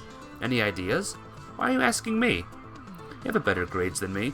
What does that have to do with understanding this gibberish? You need a PhD to decipher it. Probably multiple. No ideas at all? Well, she said and started thinking. With a certain degree of confidence, I can say they were going to launch something somewhere. Launch like a rocket? Yes. That my father really was building rockets like Ichinose-san? Then that lines up. Yes, but my father is a chemist. Well, maybe they wanted to launch a rocket to mine resources from asteroids. Why the secrecy then? I don't know. I kept enthusiastically flipping through the documents. Enthusiastically, while understanding less and less every minute. Numbers and formulas danced before my eyes in bizarre circles, and soon I started hearing their mocking whispers in my head. Of course, it was stupid to hope that a normal school kid would understand what must have been years of work by dozens of scientists. What do you think the KGB knows about me? No idea. Why are you asking? It's just not every day you find out that you're being watched by people like them. So you're fine with the Japanese government and corporations spying on you? With them taking your father? I suddenly felt insulated on behalf of my motherland, even though I had nothing to do with the situation, neither in a bar nor good sense. Never thought they'd be watching me personally. Oh, if you put it that way. I grew embarrassed and carefully glanced at Kagome. She kept examining the papers carefully. This is way more political than I was expecting. It's more political to me too. Like, oh my gosh, what's all this politics stuff? But hey, I also thought a long time ago that Tunic was just a cute little fox game. Little did I know. You hear Kagome think of Inuyasha? I remember that show. I gotta get that show sometime again and watch it. I love it, Inuyasha. She kept examining the papers, acting as if this happens to you every day. If I freak out too, we'll end up in the madhouse together. So I'm freaking out. Did I beat Tunic? Yeah, I beat it. I may have cheated during some parts, but I beat it. Hehehe. She asked in a suddenly calm tone. Sometimes. I replied carefully. I probably have my reasons, don't I? Probably. The topic was too dangerous to pursue further. She's sleeping. I yawned, stretched, and only then noticed that Kagome was snuffling peacefully with her hand under her head. Hey! I called to her quietly, but she didn't wake up. And what am I supposed to do now? I stood up to take a walk around the room, only to run into a problem. One step wasn't enough to run into a wall, or one step was enough. The clock read 2 at night. It was really late. Took another look at the heavy folder with the documents, hesitated a bit, then squatted down, carefully picked Kagome up and put her on the bed. She turned out to be much lighter than I had expected. I covered her with a blanket, took the papers, walked out of the room. I was like, see ya. Her grandfather was sitting at one of the tables with a cup of tea in his hands. Leaving already? Kagome fell asleep. I said apologetically, she's having a hard time. All of a sudden, his eyes became clear, but only for a moment, especially now, with Shinji gone. I understand. I don't know what kind of relationship you two have, but I hope you'll take care of my granddaughter. I could tell right away you're a good guy. Cooking for other people for so many years makes you understand them. Hey Rana, if it makes you feel any better, there was a reference to Yoda involving this guy here. The visual novel itself said that. So Star Wars reference in this game too. Woo! His words might have sounded a bit inappropriate at first, but considering the situation, I can understand the old man.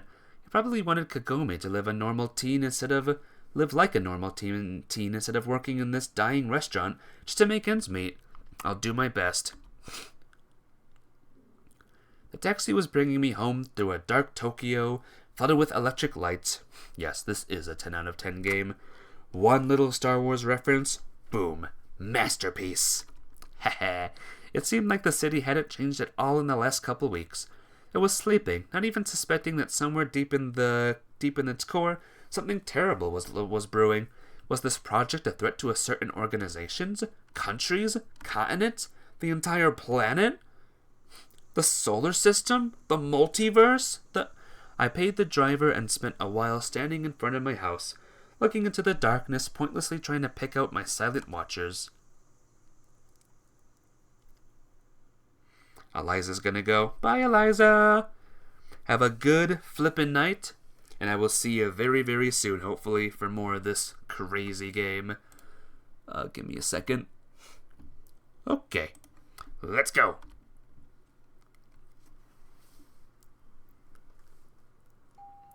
It's hard to remember what you were dreaming about when you snapped awake unceremoniously.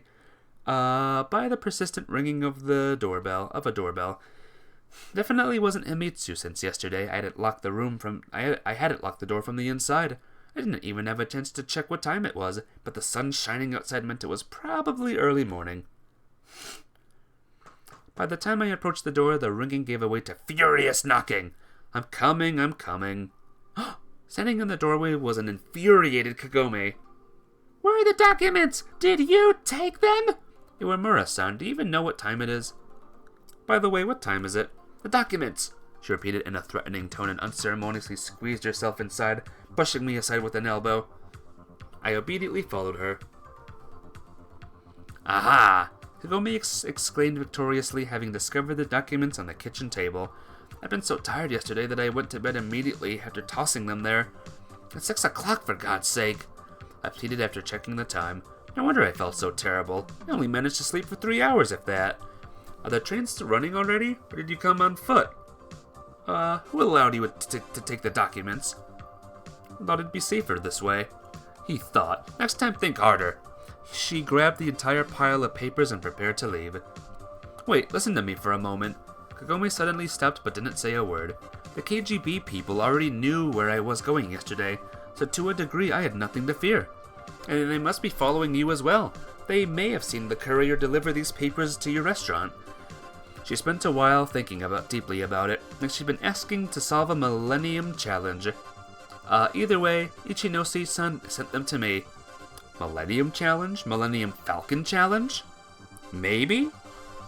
I'm sure he would approve of my actions if he knew what we knew what we do now. Kagome didn't respond. Instead, she returned to the table, carefully put the folder with the documents on it, and sat down on a chair. You could have told me instead of running away when I fell asleep. I didn't want to wake you up. I noticed. Well, do excuse me for. That's not what I meant. You put me in the bed. Thank you. The nights are getting colder. I didn't want you to get sick. I replied with embarrassment.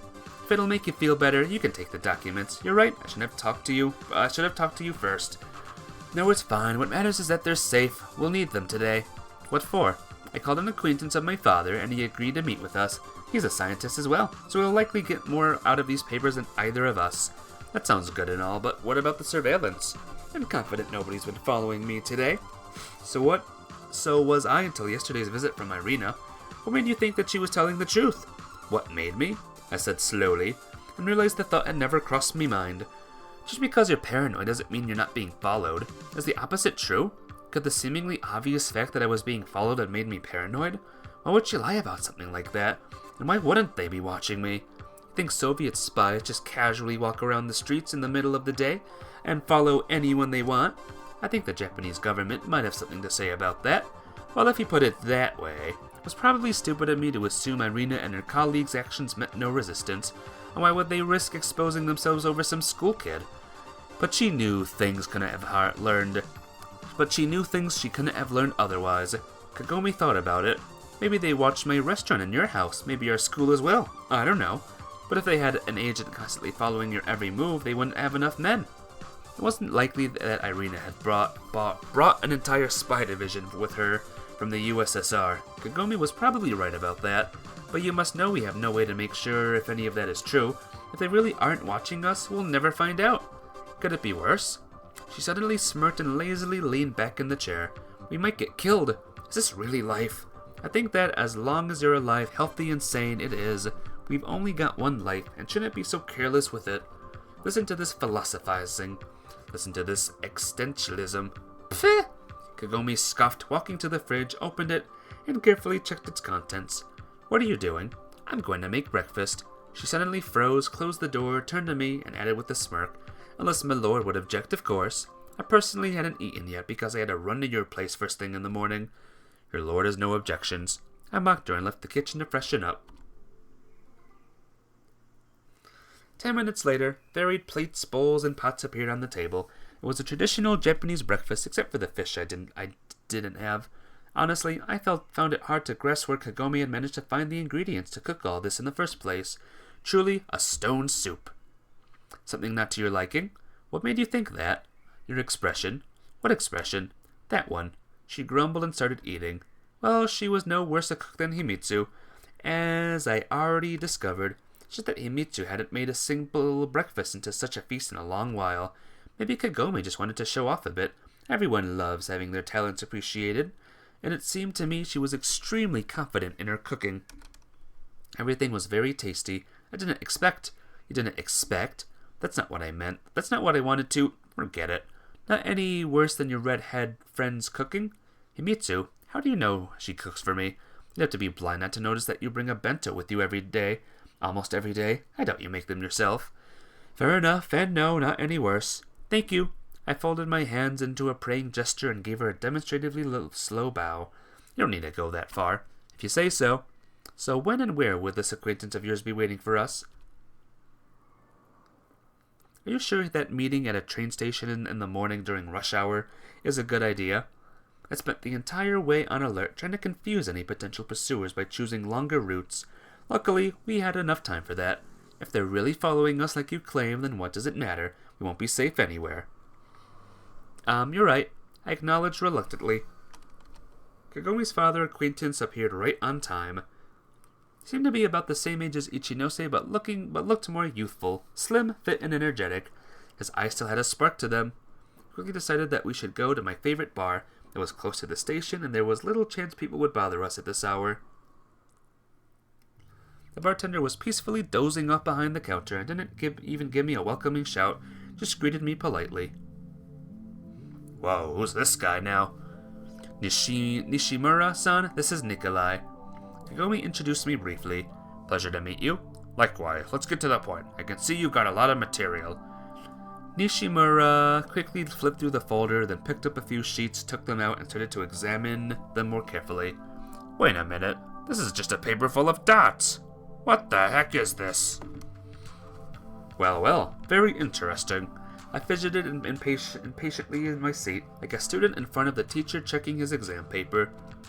If it was better not to hurry him, but waiting patiently turned out to be extremely difficult. Kagome, on the contrary, looked outwardly calm, but I was absolutely sure the same emotions were boiling inside of her. So you're saying that Ichinose-san gave this to you?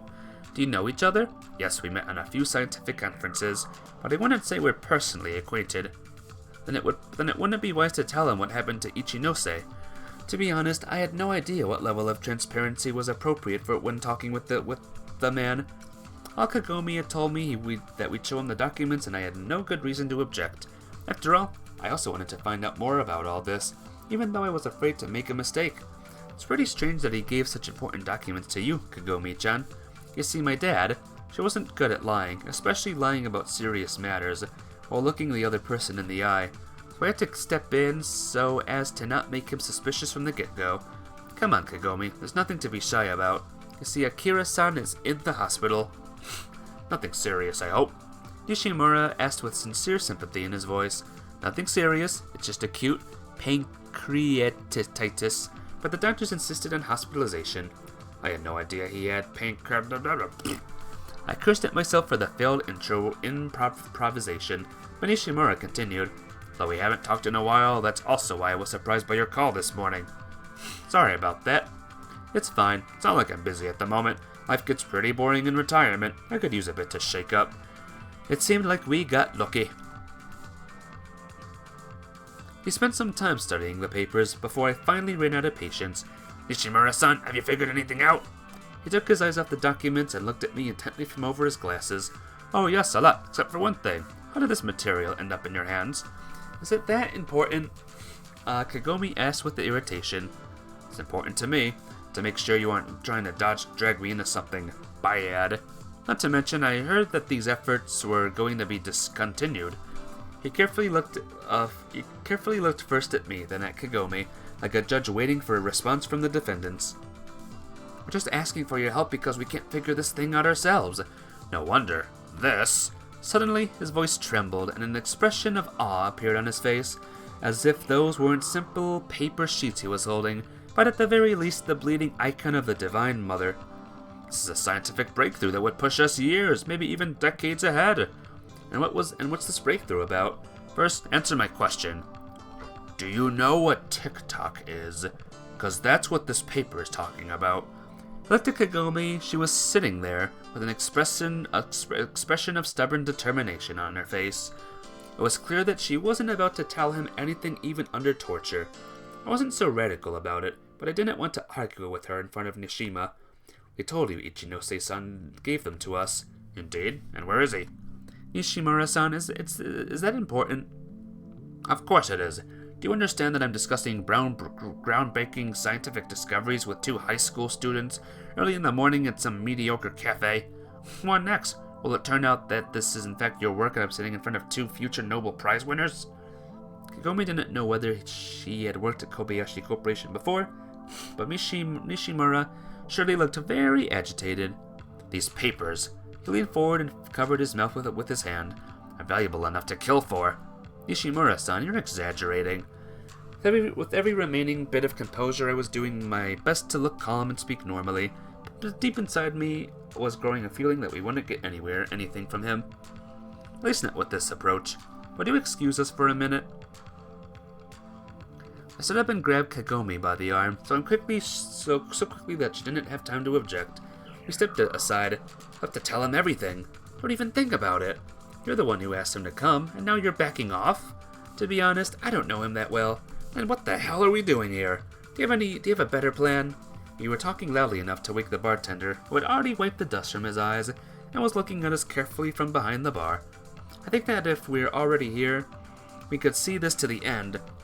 I said in a quieter voice. Fine, but if something goes wrong, it's your fault. We returned to the table, but Nishimura didn't even seem to notice us, glued to the documents. Nishimura-san? Huh? He came to his senses and looked at me. Molo style, hello. I'm still here. I can see ya. You're back. Welcome back. I didn't miss too much. We're reading some documents now. Some secret documents. I could spell the end of the world. Have you ever heard about The Project? I decided to try and work up to it. First, Nishimura's eyes bulged, but he turned pale. The project? Of course, I should have realized immediately, with Ichinose-san and especially Akira-san's involvement. And this research, that seems suspiciously familiar to me right away. You know what, children? I don't want anything to do with this. I advise you the same. Well. With these words, he stood up and all but ran for the exit. Well, so much for a talk. I sighed and turned to Kagome. Her face was contorted into a grimace of impotent anger, and only the grinding of her teeth indicated she hadn't turned into a statue. Got what you wanted, told him everything, and what's the result? We decided together. I tried to offer an awkward excuse. Yeah, right. Fine, let's calm down and think. Kagome scoffed and turned away. We can't say we achieved nothing at all. What have we achieved? That he's about to go to the corporation and tell them everything? Did you see how scared he was just from the mention of the project? I don't think he's going anywhere near Kobayashi Corporation's offices. Then he'll talk, I don't know, the police. Then he'll tell the police. Tell them what? That 2 kids are skipping classes and reading some nerdy books in a cafe? The entirety of Japan has maybe a dozen people who can understand what's written here. Doesn't schmudgeon. You think I'm wrong? Should we ask our physics teacher? Not suggesting anything. Kagome looked offended, or rather, upset. She probably didn't actually believe I'd done something wrong, but her pride made her look for a scapegoat even here. Aren't you a bit too worried about these papers? Am I? The KGB has the originals of Ichinose-san's documents. I don't know how valuable they are to the Russians, but we can at least hope they wouldn't hunt us down. They wouldn't hunt us down over them. And why is that? Why wouldn't you kill someone for information you already know, so that no one else can get to it? Kagome was right, and I'm trying to calm her down. In trying to calm her down, I let my guard down, and ended up driving myself to a dead end. I was desperately pushed away the thought that there was no way out, but with every passing day I found it harder and harder to ignore the realization that the trap was about to shut close. My life had taken a wrong turn ever since Catherine came back. First that note, then the calls, then the corporation, the KGB, and now Kagome and her father's kidnapping. These documents had to at least be the blueprints to a flying saucer. Do you disagree? Hang on a minute, guys. I'm gonna get a quick drink real quick. Did they solve the issue? No, not really. The issue's kind of gotten even worse at this point.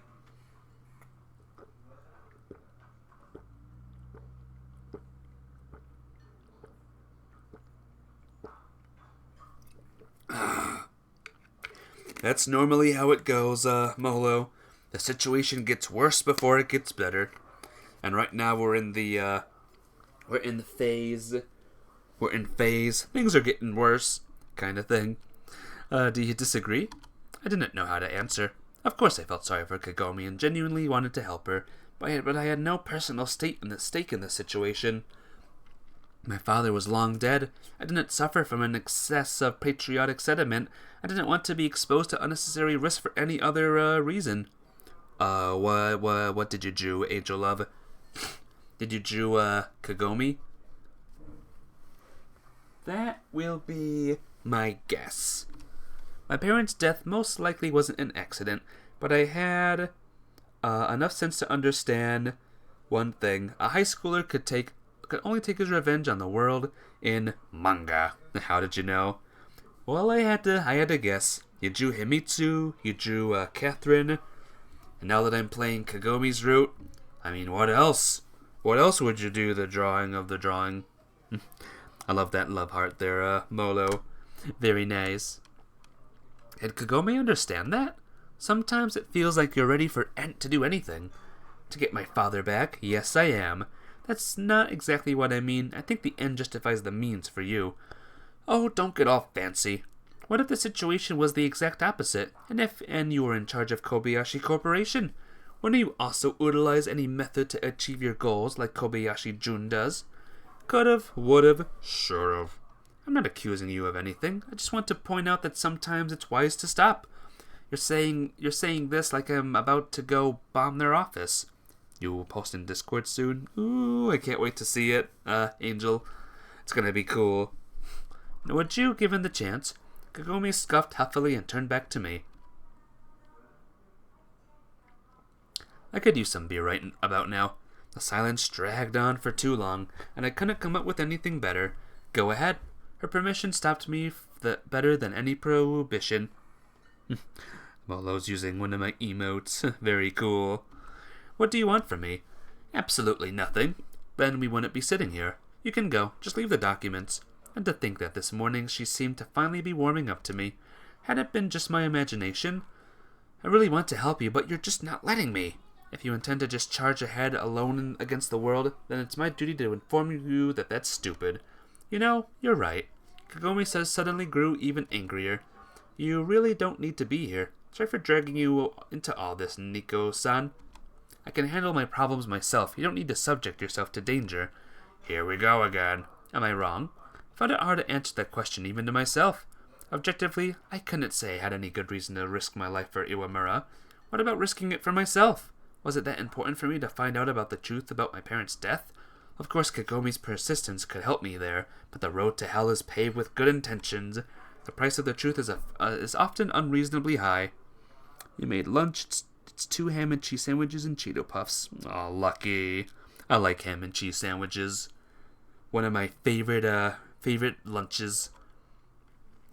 And the easiest way to talk about that price is to sit in a comfortable chair in your office, poring over some philosophical or historic work. Meanwhile, I had to make a decision here and now. Aha. Say I'm ready to support her, say the risk is too high. The answer is, I am ready to do the support. Woo! Well, since we are on the topic, you aren't the only one with a stake in this whole thing. My parents died because of the corporation, remember? I'm glad you remember. What's that supposed to mean? Her words got to me. Maybe finding out the truth about my parents' death wasn't the only reason I wanted to help her so much. It means I'm starting to think that you've got way too comfortable in your giant house. Surrounded by cute girls who can't get enough of you for whatever reason. And with all this comfort, you've forgotten who your real enemies are. Her words, her facial expression, body language, and the imperceptible aura about her, all of it betrayed a burning desire for revenge. Was it her father's kidnapping the only reason for it? You found this in your stream, Rizdio, resolution, blah blah blah, Apia skipping frames. I don't know how you found that. How did you find that? I couldn't imagine my hatred like that coming about in just a couple weeks. Once again, I'm ready to help you with finding your father, because it would also allow me to learn more about my past. But I'm not going to declare a holy war on capitalism as personified by the Kobayashi family. You can't turn a serious topic into a joke. She suddenly smiled and relaxed, and I could feel the tension subside. So it's a deal? For today.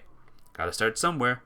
By the way, do you want to eat? It's too early for lunch, but if it's your treat. Kagome responded calmly. Well, sure, I guess, I said reluctantly. Not that I didn't want to spend the money, I just didn't expect her to be so casual about it. The bartender appeared at our table as if by magic. What is thy desire? I kept picking at my teeth with a toothpick. Do you come here often? Occasionally. It just seems that you and the owner know each other well. I wouldn't say well exactly, and he's not an acquaintance I'd be proud of. Why? I'd say he can be naggy and very pushy at times. A typical Russian trait. You're saying I nag. Sometimes. Well, that's the one complaint I never thought I'd hear. Guess it's just that nobody told you before. Maybe they just haven't because I'm not actually naggy. Or because they didn't want to upset you. So what, you're the only one brave enough to tell it like it is? Sorry. Kagome smiled apologetically, cutely and even childishly. Anyway, I gotta go. Thank you for the meal. By the way, can I take the documents? Yeah, sure. I replied, having realized I hadn't addressed it earlier. When she left, I ignored the naggy bartender, who immediately appeared at my table, paid the bill, and returned home to get some more sleep. The young body continues to function at maximum efficiency, without any problems, even with only a few hours sleep, but only if you have something to do the entire day. If you just plan to wait until evening, you saw setting of your stream, Migo. Cool. Until evening and only sleep.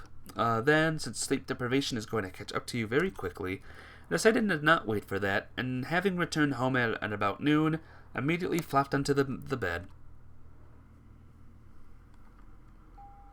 I was woken up by another doorbell. Who's there this time? Well, this time the bell seemingly sounded more polite.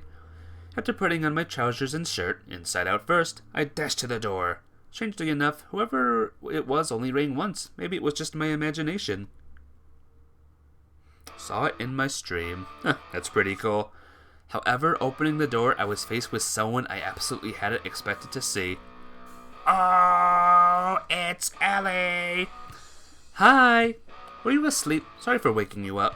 No, I mean, I was, but no worries. She was noticeably anxious, and something was different about Ellie. Maybe it was the guitar hanging off her back. Has something happened? No, everything's fine. At least as fine as it can be. Do you want to come in? I wouldn't say no. Oh, okay.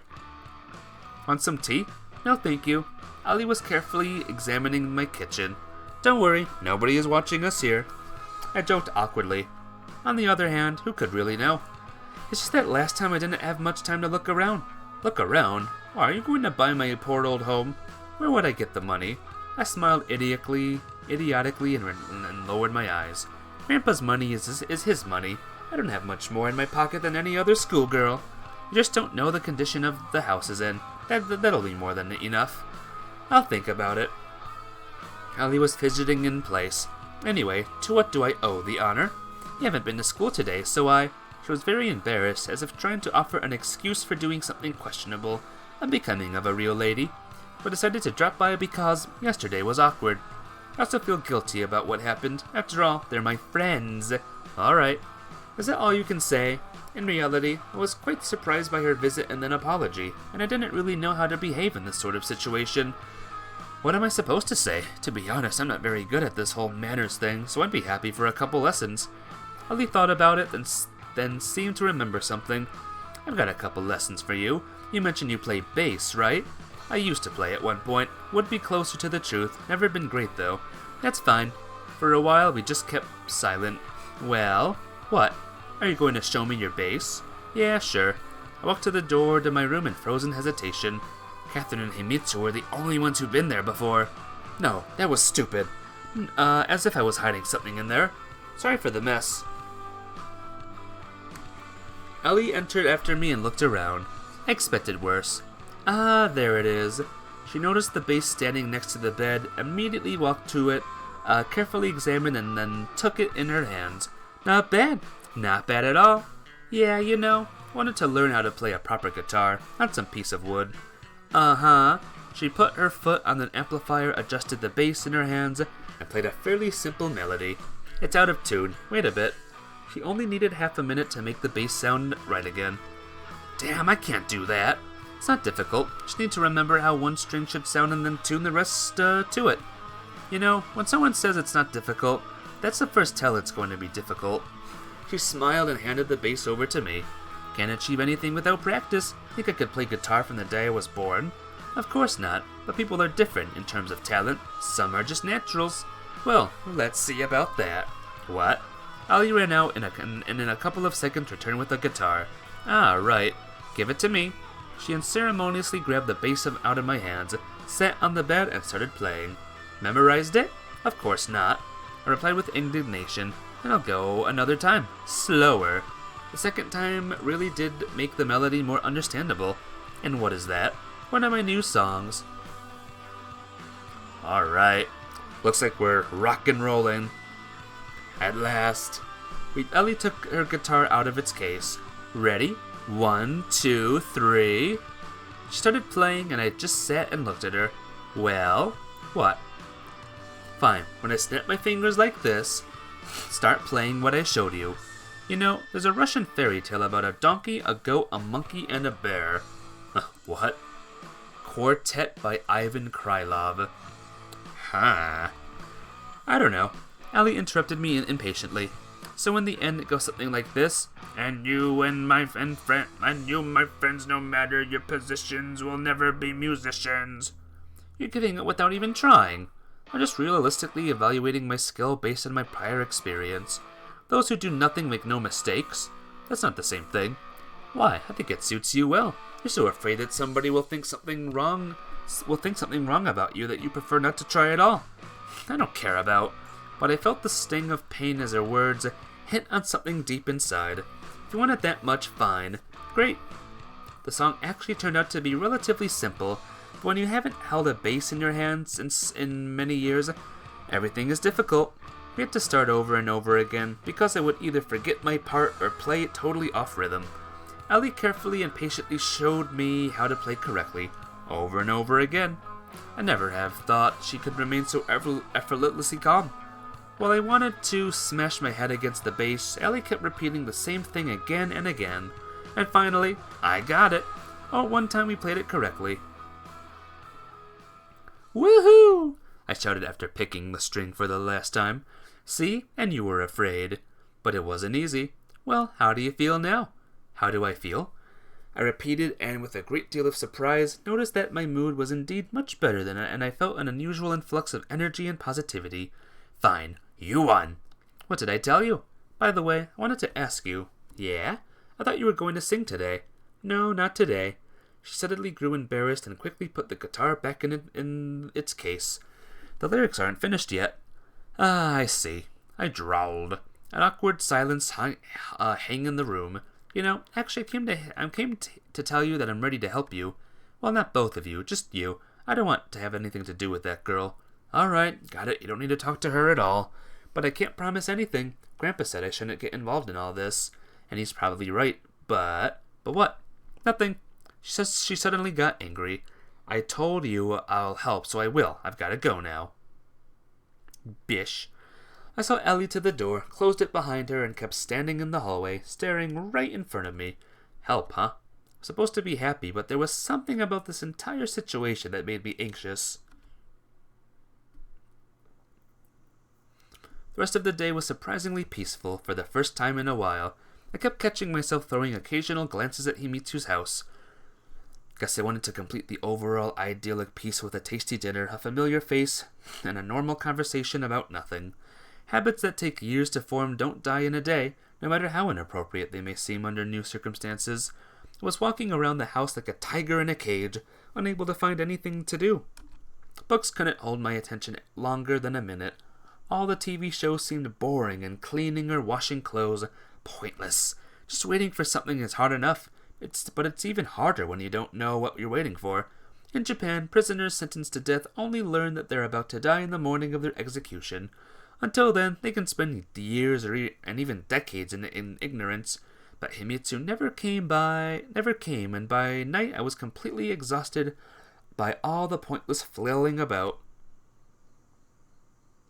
My bed took me in its embrace, covered me with a warm blanket and soft pillow, whispering a kind lullaby, and sleep came at once. The awakening was just as quick. I jerked up because of loud sounds coming from the yard. The sound of broken glass banging against the wall, and the stomping of someone running away. It took some time for me to come to my senses after such a short sleep, and realize I hadn't just imagined all that. Sat up and tried to listen in, but the night silence of our quiet district was all that rang out in my room. Had it all been just my imagination after all? Uh-oh. With effort, I got up and sneaked into the kitchen. Everything was as I had left it there, and no one else was inside. I spent a long time hesitating before the front door, but finally threw it open and jumped outside. There was no one there either. I noticed the glass of the window next to the door was broken, and there was an insulating Japanese character sloppily painting on the door. Obviously, neither the KGB nor the corporation would do something this dumb, so it must have been Ellie's friends. At first glance, it was so stupid that I didn't even know how to react. Some cut my nose to spite my face, sort of. Sure. Before the paint would completely, I started cleaning away the obscene message, which took me a good hour. Unfortunately, I didn't have a spare for the broken window, so I had to board the resulting hole somehow. Until better times, if they would ever come. That act of vandalism amused me more than frightened me. I just imagined myself being in the shoes of anyone in their posse. All of their problems were about fighting for a spot at the local social hierarchy. Their purpose in life was to maximize their pleasure. Not just getting nice experiences, but turning simple gratification into a cult. Sex, alcohol, maybe even drugs. Quarreling with their kind of and bullying the weak. Their primitive existence, not too different from that of a pack of hyenas, might have seemed attractive to me some time ago. But now I was facing more important problems that probably aren't meant to be solved by your average school student. It was already 2 o'clock. I was sitting in the kitchen and looking into the darkness of my home, as if expecting a monster jump at me out of a far corner. Almost the whole day had been spent in expecting of disaster. I didn't manage to get any proper sleep, and now I couldn't fall asleep again. Was I really the hero of my own novel? Suddenly, I felt unbearably sad and lonely, that feeling when you realize you can't handle the difficulties that come crashing down upon you. I never envied anyone in my life, or at least I never wanted to live someone else's life. Probably because deep inside I knew that in addition to everything I thought I wanted from them, I'd get all sorts of problems I couldn't see from outside. But now it felt excruciatingly painful that some people were just living their lives, going to school and spending time with friends. Their life could seem boring and monotonous, but at the same time they didn't have to sit like this in the middle of the night and wait for their enemies to come to them. They didn't jump at every ring of the doorbell and weren't looking for KGB agents in every face. And even if they didn't have a person they loved, they were also free for all the endless nerve-wracking tied to it. It's better to be alone than with someone random, isn't it? I thought that under different circumstances I'd be with Himitsu now, and that didn't seem like a bad idea to me. But it also felt like it was written on a page torn from a different book. Even its format didn't match the story of my life, and there was no way I could glue it in somehow. Can your fate really be changed so radically all at once? And what's fate anyway? Does it even exist? The chain of random events, the decisions of people I knew very poorly, or didn't know at all, seemed to matter more in the end than my own actions. If Catherine hadn't come back, if I hadn't met Kagome and Ellie, if the not-so-sane KGB major hadn't come up with the idea to try and pry out government secrets out of an innocent school kid, if, in the end, how is fate, the story of your life written before your birth, fundamentally different from a sequence of random events, especially if you have no way to influence it either way? Just go the flip to bed. Once my exhaustion reached an unbearable level, I started blacking out. I finally managed to fall asleep. You learned 2 languages? What languages did you learn so far? I know exactly 0.5 languages, which is really impressive for me. I know a little bit of English, and that's it. Ha ha ha ha. But in any case, the very thought that I wasn't in control of my own life disgusted me. I'm disgusted with my life. In the visual novel, not in real life. Wakey, wakey! I woke up early in the morning, still tired and sleepy, but quickly realized I wouldn't be able to fall asleep again. It was getting worse and worse by the day. But while I couldn't do a single thing in the Kobayashi Corporation, I could at least handle a gang of rowdy teenagers. But yeah, Molo, what two languages did you learn? I'm curious. At least I could try. Long before class started, I was standing at the school gate waiting for Asakura and Kawashima. Why them? I was absolutely sure that the others lacked the brains to come up with anything like that themselves, and there was no point dealing with pawns. A car that brought Asakura to school pretty early. There was a good hour left before class started. I had to hide behind the fence in order to avoid the driver's attention. When the car drove away, I approached Asakura. We need to talk about yesterday. You can't just jump at people like that. She immediately responded with indignation. Yeah, about that too. I don't know what you're talking about. The girl scoffed and turned away, not even pretending to be surprised. Talking about you breaking my window yesterday, and smearing my door with paint. Spent half the night cleaning it. What made you think it's us? Asakura asked defiantly. I've got cameras in the yard. Cameras? That scared her. Yes, cameras. Anyway, I know nothing about this. I have to go. I grabbed her by the arm. Oh no, you're not going anywhere. We're going to stand here together and wait for the others. Maybe my threat worked, or maybe she fell for the bluff about the cameras. Either way, Asakura stopped resisting. 10 minutes later, Kawashima appeared. Good morning. We've been waiting for you. I greeted her in an artificially friendly tone. What's going on here? He's crazy. He's accusing us of some nonsense. I have no idea who wrote that on the thing. Never said there was something written on it. Oh. She got even more flustered. Anyway, that's exactly the case. I continued. Your stunt yesterday was caught on camera. Camera? Kawashima smirked maliciously. It seemed like she wasn't as gullible as her friend. And where can we see the tape? We'll watch it together at the police station. Wonderful. We'll be looking forward to a subpoena. Miku, let's go. There's no point in listening to this imbecile, she said to Asakura, and I realized that holding two girls in place would be at least twice as difficult. But I was saved by Ellie, who happened to come to school just on time. Miku? Mari? I turned around and before they had a chance to run away, blurted out, Everyone's finally here. We've been waiting for you. I thought you'd be interested to know what your friends do on weeknights. Ellie threw a questioning look, first at me and then at the girls. They painted my door yesterday and broke a window. Is that true? Of course not. Don't listen to him. I have evidence. Yeah, camera recordings. We heard that already. She smirked. To be honest, I kind of lost confidence in that trick. What camera? Still, Ellie was surprised. The cameras that record everything happening in my yard. I've already told you. We'll be waiting for a call from the police. Until then. Okay. So what were you doing yesterday night? Why the hell would I tell you? She flared up. A guilty mind is never at ease. Marie? What, Ellie? Am I supposed to just stand and listen when I'm accused of some bullshit? If it would have been the first time, you can say all you want, but you can't prove anything. I don't need to. I looked at Ellie defiantly, letting everyone know that the only opinion that mattered here was hers. Stretch. Everyone in chat stretch, alright? Get all of the creakiness out and stuff. She responded by shamefully lowering her eyes. The battle seemed lost until a player I never would have expected entered the game. Kagome.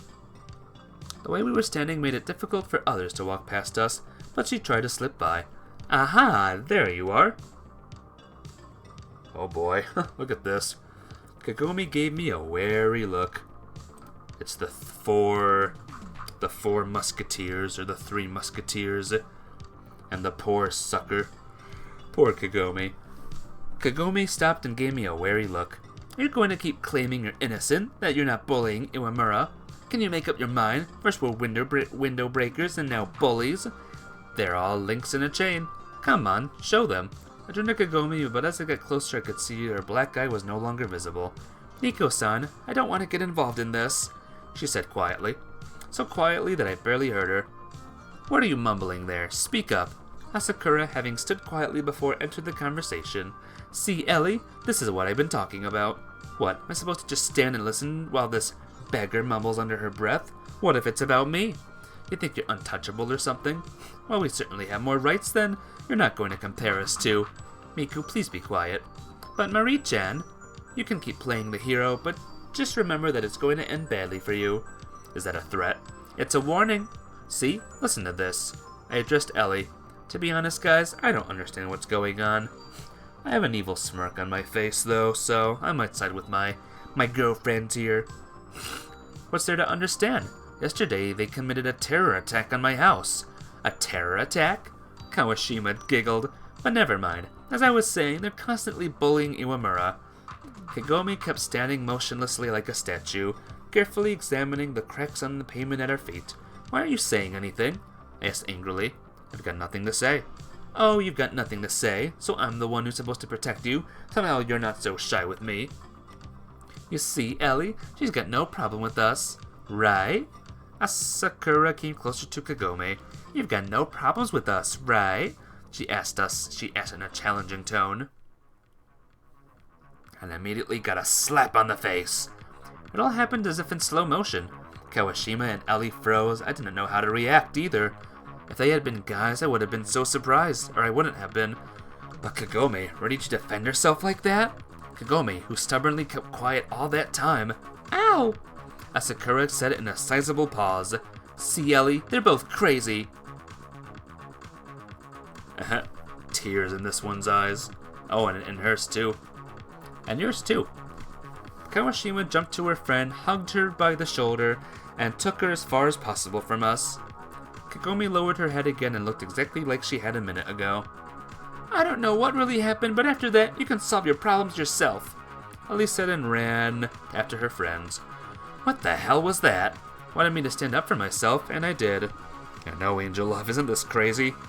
There's some crazy stuff going on here right now with Miss Kagome. She replied roughly and headed for school. At first I wanted to run after her, grab her by the arm and stop and shout at her, but then I realized it was pointless. In the end, I was the one who created this volatile mixture, provoked this conflict. It was strange, even that it only ended up with a slap and not murder. I followed Kagome with my eyes, waited for her to go inside and change her shoes, and only then walked to the school building. No cussing. They're doing it, not me. They're swearing. Tell them, Angel Love. You tell them. They're the bad people, okay? However, Ellie was waiting for me there, hiding behind a locker. I stopped and she shook her head admonishingly. Is Asakura alright? She'll live. For now. I didn't mean that it was that serious. Yeah, game, no cussing. Knock it off. There's kids here. First a slap, then what? Don't exaggerate. Besides, Kagome had her reasons. To be honest, I didn't completely believe that myself. Sure, I could cut her some slack for being bullied up to that point, but doing something like that in public would only make things worse. An outside observer, even knowing the truth, would probably think, sure, those girls were in the wrong, but just look at her. Often the handsome criminal earns more sympathy than his ugly victim. Fine, I'm not justifying her actions. That's obviously no way to behave. But her stunt is no reason to ignore what is happening. I see you're ready to forgive her. That does make one think, you know. Here we go again. I rolled my eyes inside. I, for one, have no intention to talk to that lunatic anymore. You do understand that they'll keep picking at Iwamura if we don't do anything, right? Also, what about the paint on my door? Well, if you have the recording from the camera. Ellie said somehow unsurely. Wasn't sure was the strongest in her words, the reproach, the surprise, or the irony. I don't have any cameras. Why would I? But you have to believe me. Why would I lie? Do I look like I'd framed someone just to prove I'm right? She gave it a moment's thought. I guess not. But think about it. What can I do? Even if you're right, I'm not saying I believe you, but let's just assume. Even if you're right, what do you want from me? Am I supposed to turn them into the police? I don't know. You could at least talk to them. As you're a big fan of talking yourself. Can't say the same about your Iwamura, though. She prefers jumping straight into action. Jesus, why are you so fixated on her?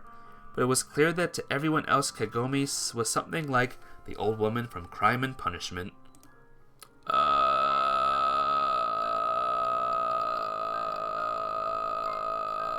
Okay, cool. Although it was unlikely that Kawashima and her gang had asked themselves the same questions Raskolnikov did, but even from a random observer's viewpoint, Iwamura evoked very little sympathy, especially if that observer was Ellie, who hadn't had a very high opinion of Kagome even prior to that, because you're constantly protecting her. So what? So? Nothing. She grew embarrassed first and then angry. Don't you understand? Whatever, I really thought about Kagome. Ellie expected an answer immediately. Alright, here we go. Keep defending Kagome. Okay, we're defending Kagome. I understand that neither you nor Asakura or Kawashima have ever been in Iwamura's shoes. Not just in the material sense, but every other too. I doubt anyone's ever giving you a black eye. Why are you trying to drag everyone down to the lowest common denominator? I'm not trying to drag anyone down, Jesus. The conversation had clearly taken a wrong turn. Seems to me that you are. I'm going to talk to Miku. Maybe we should tell the teachers everything. You absolutely shouldn't do that. And why is that? Because you girls wouldn't have to do something insane for the teacher to pay attention to it and take Kagome's side. But I was afraid to say that out loud. Iwamura's got enough problems already. And why should we involve her problems? Nobody's. Nick, you seem like a reasonable person. Why do you hang around this hysterical girl? Let me check something real quick. Okay. I can only think of one explanation. My mouth formed into a wicked smile. I couldn't tell Ellie. BRB, Angel Love, alrighty. I'll see you soon. Suspected your grandfather's company to be behind the death of my parents, or that these days I was getting regular visits from the KGB. Kagome and I were allies by necessity, and you don't have to like your allies, they just have to be helpful. I missed the moment when things became so serious. A week or so ago, I had arbitrarily decided to follow my unsociable class representative. This is where it brought me. You can think whatever you want. I pretended to be offended. It's a terrible pity that you're not seeing what a viper you have at your chest. Sure, I didn't know Kagome that well, but Ellie didn't know her at all. Fine, need to go to class. Hope you'll draw the right conclusions. Same to you. I responded briefly and waited for her to go up the stairs. Well, the situation was unpleasant no matter how you look at it. I'm gonna save the game right now. Right here. No, the stream's not over yet, don't worry. As if the corporation, the KGB, and Catherine weren't enough of a headache, now there was this. I'd started a pointless fight with the school's elite with no chance of winning it. Ellie was clearly right about one thing. Putting yourself in someone else's shoes is a stupid idea.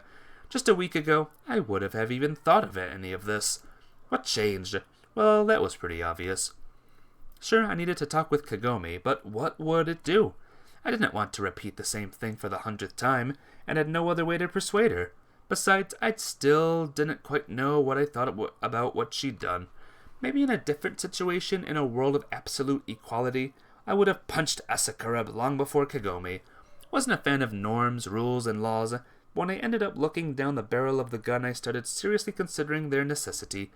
Asakura clearly knew she was invincible, with the given quasi-social institute, our school. She hadn't thought someone could fight back, especially so violently. Under different circumstances, she would probably have been much more polite, while she was staying with the unspoken, accepting rules of this community.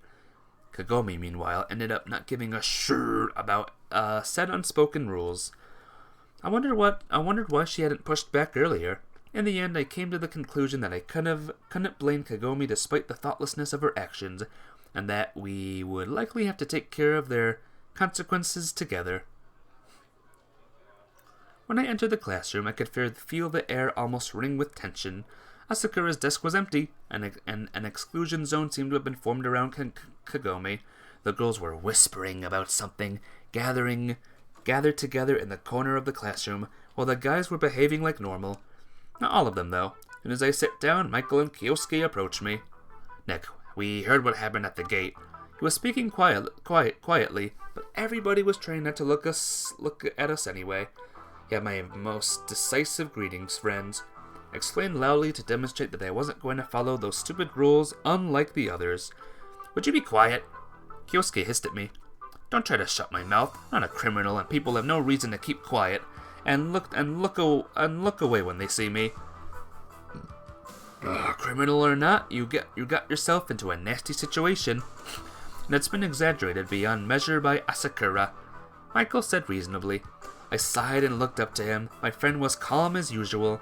I, on the other hand, was fed up with all this injustice. Having more acquaintances and influences, Asakura could easily present the facts in the way most convenient for her.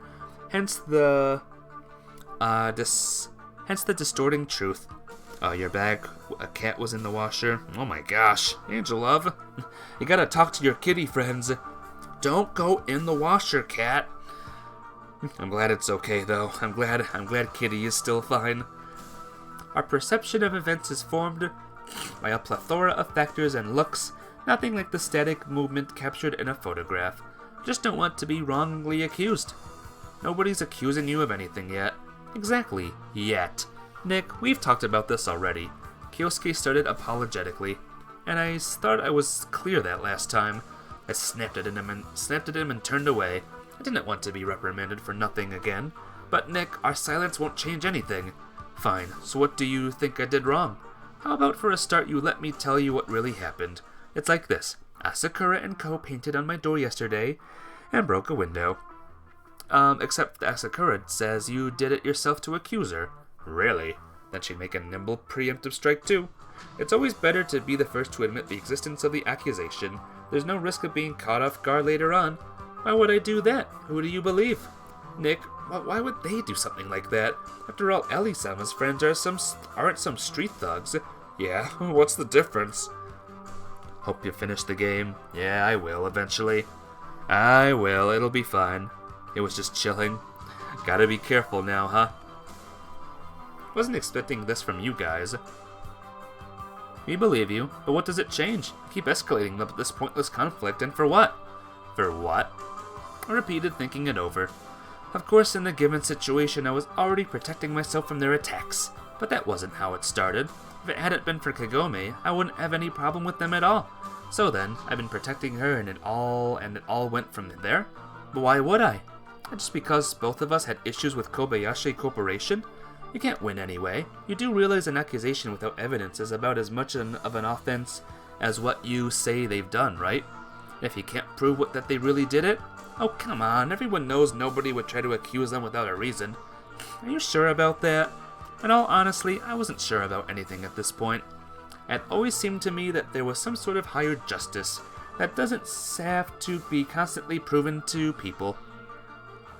Maybe it did exist in the USSR, or maybe I just felt like that because I had been a child there. But the older I got, the more convinced I wasn't getting that.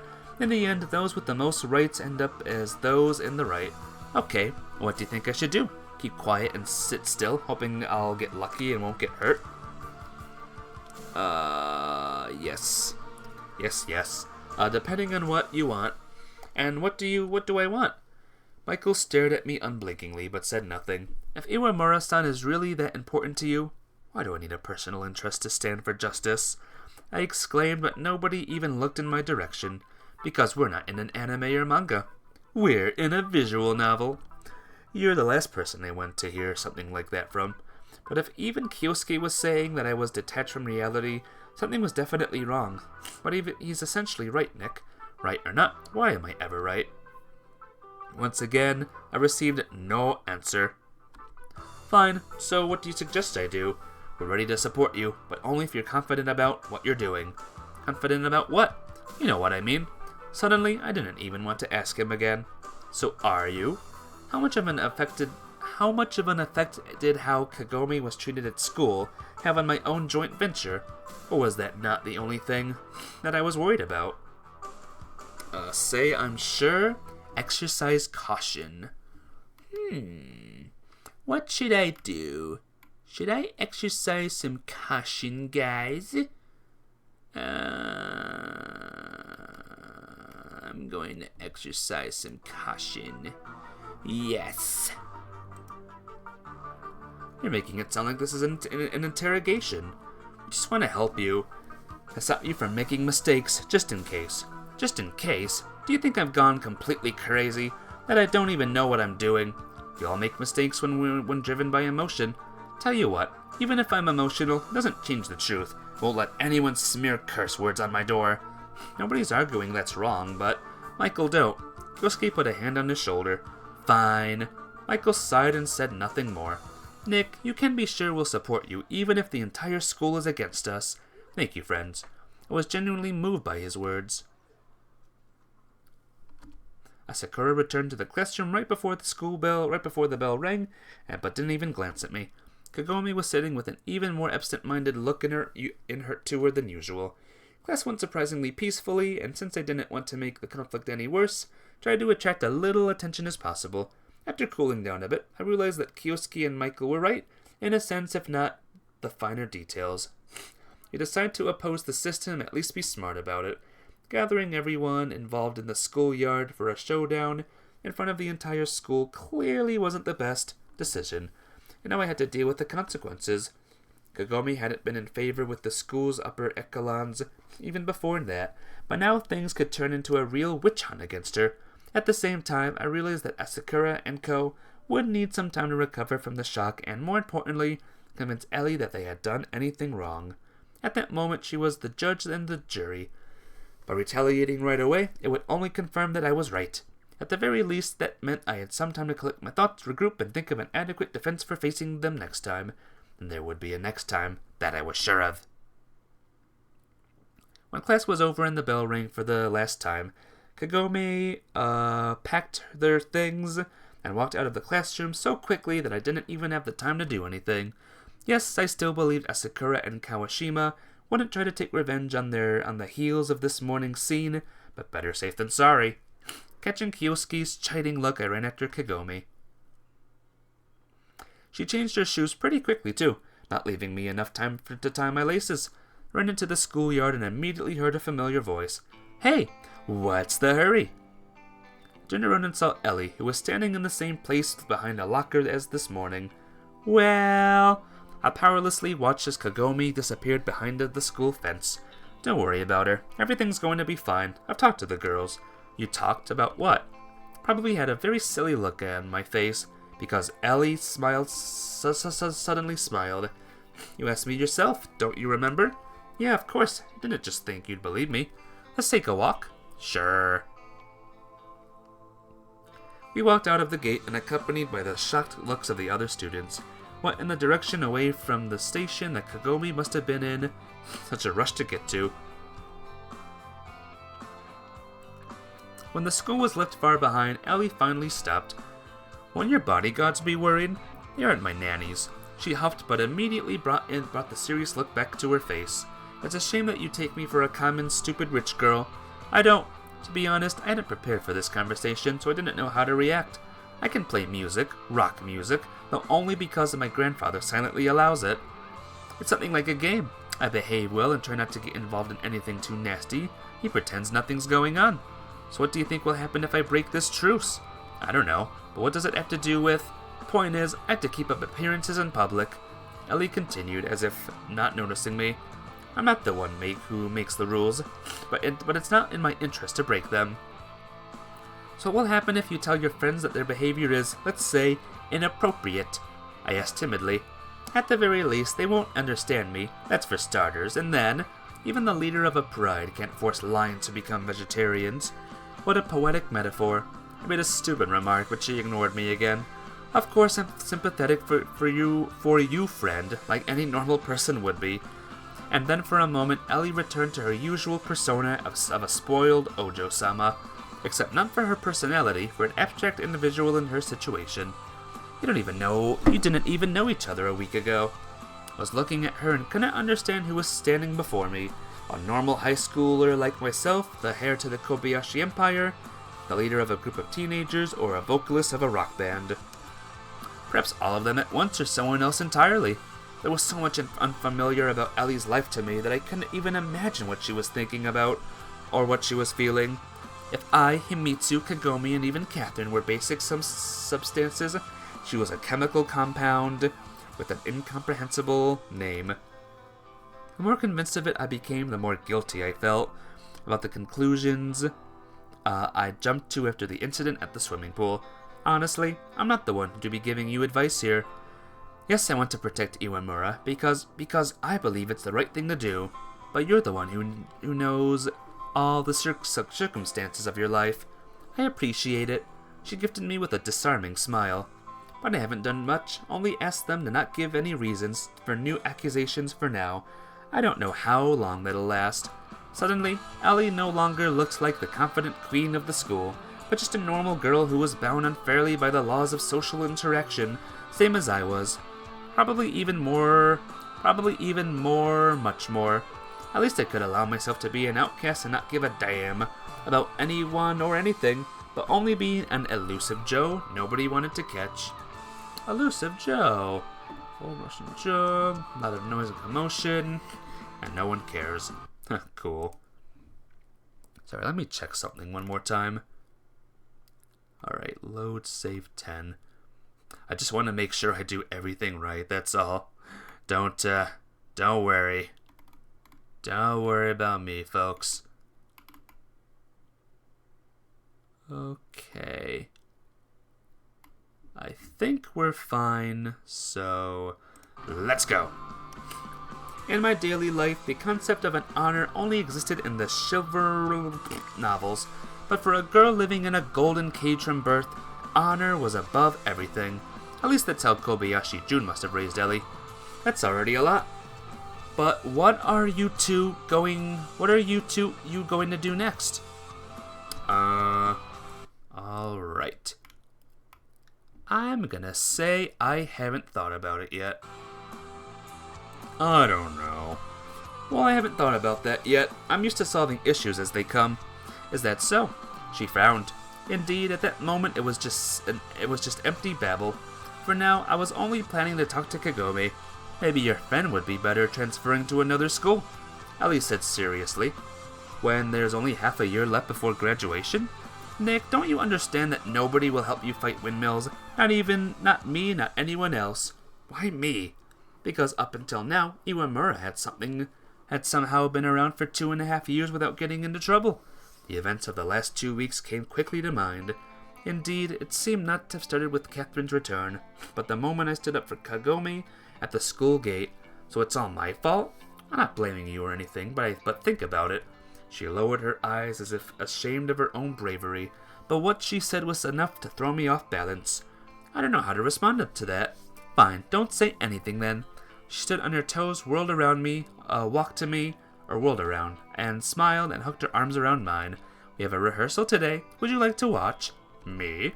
Now that was seriously strange. Are you sure that, considering the circumstances, it's appropriate? Besides, I don't know anybody from your band. I immediately remembered the weird keyboardist and sunglasses. Although I guess I do. See, you aren't a complete stranger then. In another situation, I would have jumped at the opportunity to distract myself and see something new. But now, with Catherine question unresolved in the KGB, when I brought Kagome's problems to a boiling point. On the other hand, people always postpone chances until later, saying now isn't the right time, that they have more important things to handle first, and that they'll get to them first thing. If I had a chest for missing opportunities at home, it would have been bursting by the time I turned 18, if you insist. We're going to a rock band or whatever, guys. My parents often chastised me for wanting immediate results for minimum effort. But thinking about it, isn't that attitude caused by failures inevitable in the process of maturing? For many people, the last thing they ever achieve by applying continuous effort over span of time is a school diploma. Oh, man. What follows is a job with no prospects that soon becomes another vital habit, like eating. Maybe someone among them wanted to become a pianist before realizing they have no talent. Another one always dreamed of scoring a goal at the World Championship, but was too sickly for it. Even the third person's desire to get into a technical college was never going to happen since they didn't have the ability for the hard sciences. After all that, you hear this pointless cliche that you didn't try hard enough. If each got according to his needs, there wouldn't be anyone to work in factories and grow rice. Objectively, only the rare few achieve success, while the conscientious and the diligent are at every corner, especially here in Japan with its centuries-old cult of hard work. While we were on our way to the rehearsal studio, I kept behind Ellie, staring at her back and trying to imagine her practicing the guitar, working her fingers bloody until she learned another riff. I tried and just couldn't do it. It was much easier to imagine Ellie playing like a virtuoso only an hour or two after picking up a guitar. Worked myself up so much I actually started feeling uncomfortable around her. Here we are. She turned around and interrupted me merrily. Oh, the studio, or rep base as it's been called in Russian, looked very normal.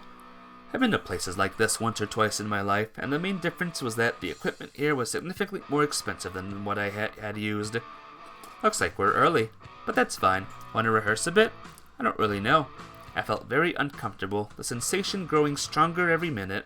Come on, while there's nobody here. Alright. Ollie walked to the stand with the guitars and picked out one of the basses. Here you are. I carefully examined the guitar. Are you sure? Why, I don't think our bass player will mind. Actually, I meant its price. The guitar seemed 5 times more expensive than the one I had at home. Well, if you say so. We played the melody we'd been rehearsing the day before a few times, and to my surprise, I had noticed I was doing much better. Damn, El, you must have read our minds. When we finished, I turned around and saw the drummer and the second guitarist standing in the doorway. Actually, it'd be more correct to call him the first one, since Ellie was playing the rhythm. Hi guys, we're... She got a bit embarrassed. I automatically stood up and put the bass away. Not bad at all, but you need to work with a metronome more often.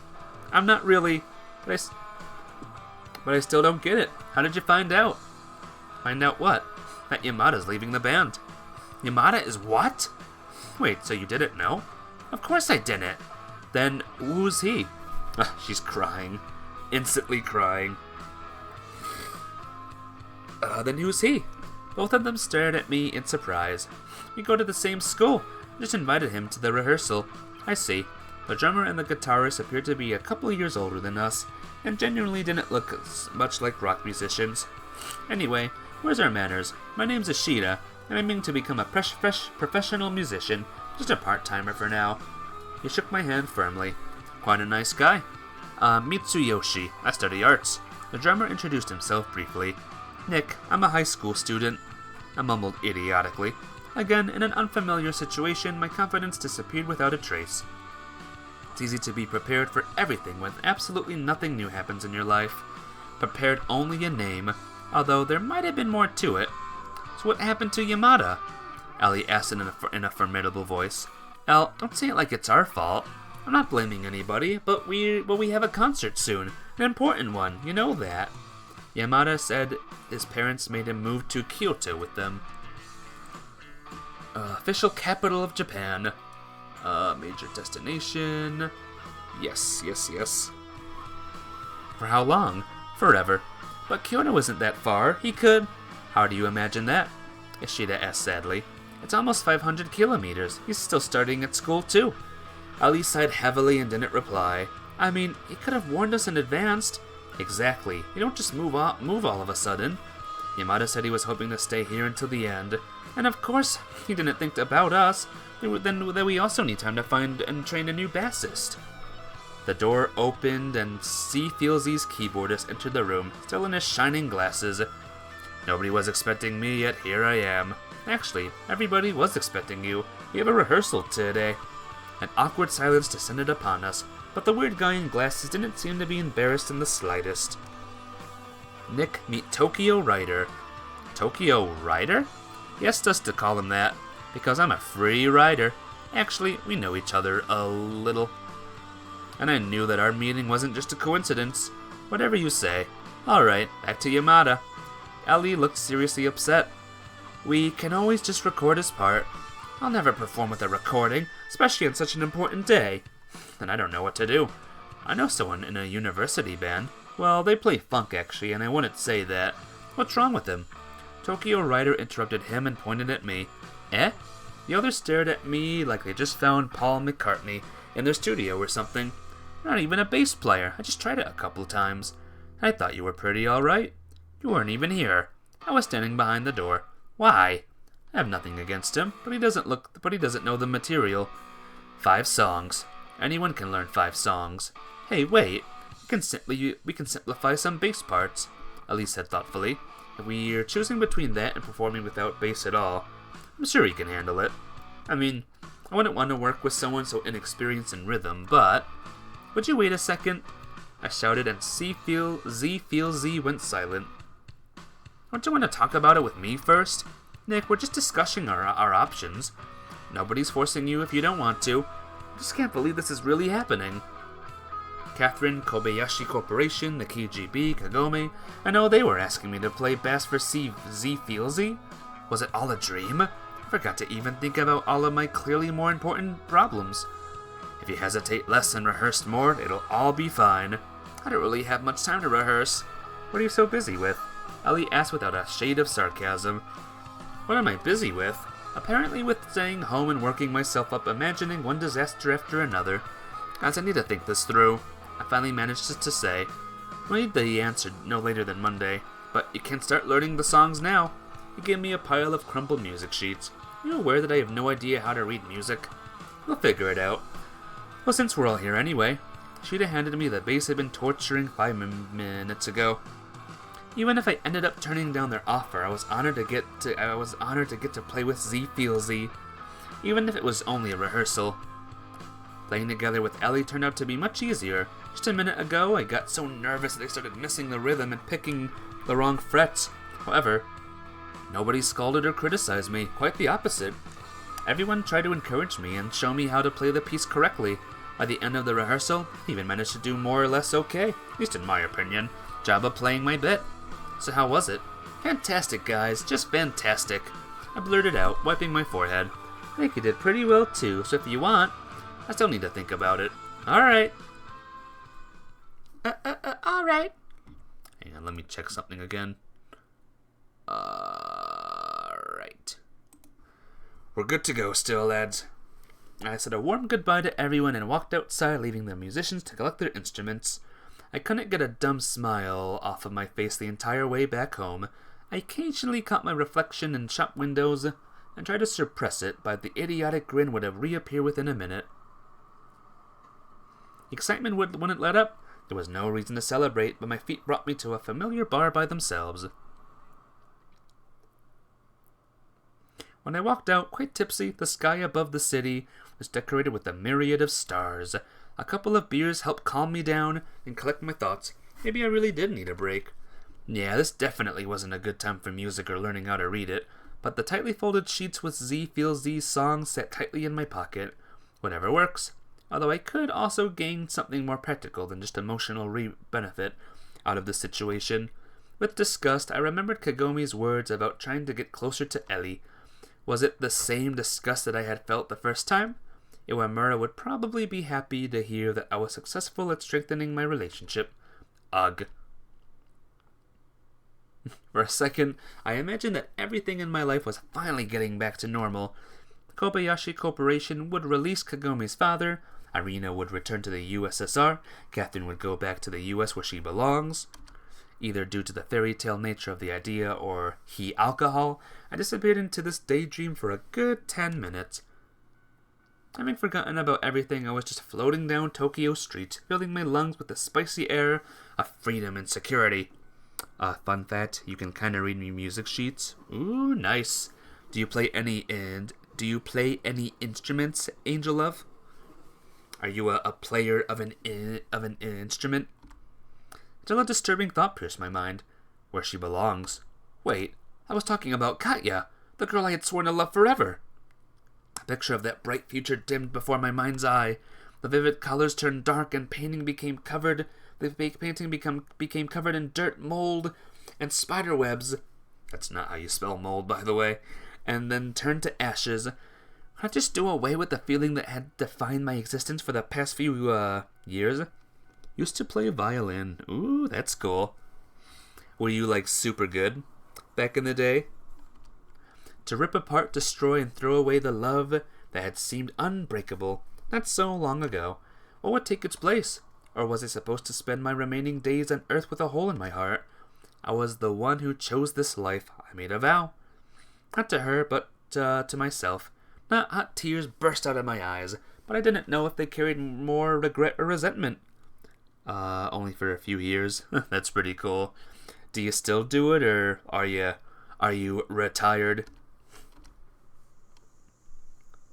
The lights were on in my house. It was chilly outside. I managed to sober up a bit, but the treacherous lightheadedness let me know that my condition was plain for anyone to see. I did not want Himitsu to see me like this, especially considering how we had left things last time. I still have the violin. That's pretty cool. Bet there's some cool songs to learn out there. We hadn't seen each other for several days, and what have I been doing? Although it's not like I had much choice, what would I do, sleep outside? I opened the door slowly, took off my shoes, and just as slowly walked into the kitchen. I tried to control my every step in order to not wobble or show any other signs of my good mood. There she is. Nico-kun! Himitsu was sitting behind the empty kitchen table. Good afternoon, evening, and I immediately failed. You're late. Yeah, kinda. She cast a quick glance at me, but that was enough. What are you drinking? Just a bit. Why was I apologizing? Suddenly, I felt extremely angry with myself. Your choice, she said in a voice so calm that it made me want to offer even more excuses. Sunshine, don't do this. What? You know, I don't. Don't be so passive-aggressive. Passive-aggressive, Nico-kun? She smirked threateningly. And what would you call your behavior? Active aggression? Aggressive? I'm not. Suddenly, the alcohol seemed to have evaporated. I couldn't get enough air and leaned against a wall. Anyway, as I said, that's your choice. Sunshine, don't call me that. Her voice trembled. Don't call me that anymore. You don't have the right. Himitsu, look, I just dropped by the bar to chat with the bartender and stayed up late. You could have just not come back at all. But this is still my home. I smiled idiotically. What happened to the window next to the door? She changed the topic abruptly. It broke. And the door? What about it? You think you cleaned it that well? I did think that, yeah. Nico-kun, you're sinking deeper and deeper into something dangerous every day. First it was just some conversations, now people are breaking your windows. Oh no, Himitsu is mad, Angel. It's not looking good. Those aren't the same people. Ah, so now there's multiple of them? Himitsu flung her arms up in the air in desperation. I want to picture that. Just random people flinging their arms up like crazy. You don't need to worry about the window and the door. What should I worry about then, Nico-kun? How would I know what to worry about and what to do and what not to do if you don't tell me anything? You don't need to worry about anything, I said very quietly. What? Speak louder. I can't hear you. You don't need to worry about anything. I almost shouted. Don't you understand that I'm trying to protect you? The less you know, the better. Did you ask me if I needed any protection? She's crying. She burst into tears. You just don't get it. Yes, I don't, but I really want to. I didn't know what to say. Dumping the truth, all of it, on Himitsu's shoulders right now seemed like nothing more than cowardice. Sorry, Himitsu, but you're kind of not the main character in this story this time around. Sorry. The story's long gone by now. She'd done enough for me to not have to live in constant fear of the coming catastrophe. Nico-kun, are you going to say something? Fine, then I'd better go. Good night, was all I managed to say. When she left, I got a terrible headache. I poured myself half a glass of whiskey and drank it in one shot. The relief came almost immediately. After just a couple of hours of euphoria, life had once again treated me to a wrench to the head, each blow more painful than the last. It's becoming clear to me, if things were to continue like this, Himitsu would be completely lost to me. Oh well. We're with Kagome now. Very soon, too. And more horribly, a quiet voice deep inside my mind whispered that perhaps it was for the better. But only yesterday I had wanted to see her so desperately. Having rushed back to my head, the alcohol was hiding Himitsu's scornful expression, instead pulling Ellie's smiling face out of my memory, as well as Kagome's image, which seemed completely inappropriate in this situation. My cheeks burned with shame, but it wasn't even because of Himitsu, rather. I was ashamed of myself for not giving myself a severe enough penance. Yes, I had plenty of other problems. Yes, I had to think about my own life first and foremost, a life threatened my many dangers. But what's the point of a life without those who love you? Ellie, Kagome, I knew them both for a short moment, and I had no idea what would happen next. And Himitsu, she was, nearby, living across the street. And Catherine. No, I couldn't just turn off every thought about her. However, no matter how hard I tried, I just couldn't imagine a future with Himitsu and Catherine, as bright as the one I'd imagined that afternoon, without them. The bottle of whiskey was emptying at an impressive speed, the cloudy amber fog sloshed inside, having successfully migrated to my head. It was becoming more and more difficult to connect the images that were chaotically appearing in my conscious mind. Finally, I closed the bottle and somehow got to bed. I couldn't just spend the entire day tomorrow under the blanket suffering from a hangover. Couldn't I? Why not? The answer to that question could only be given by the new day.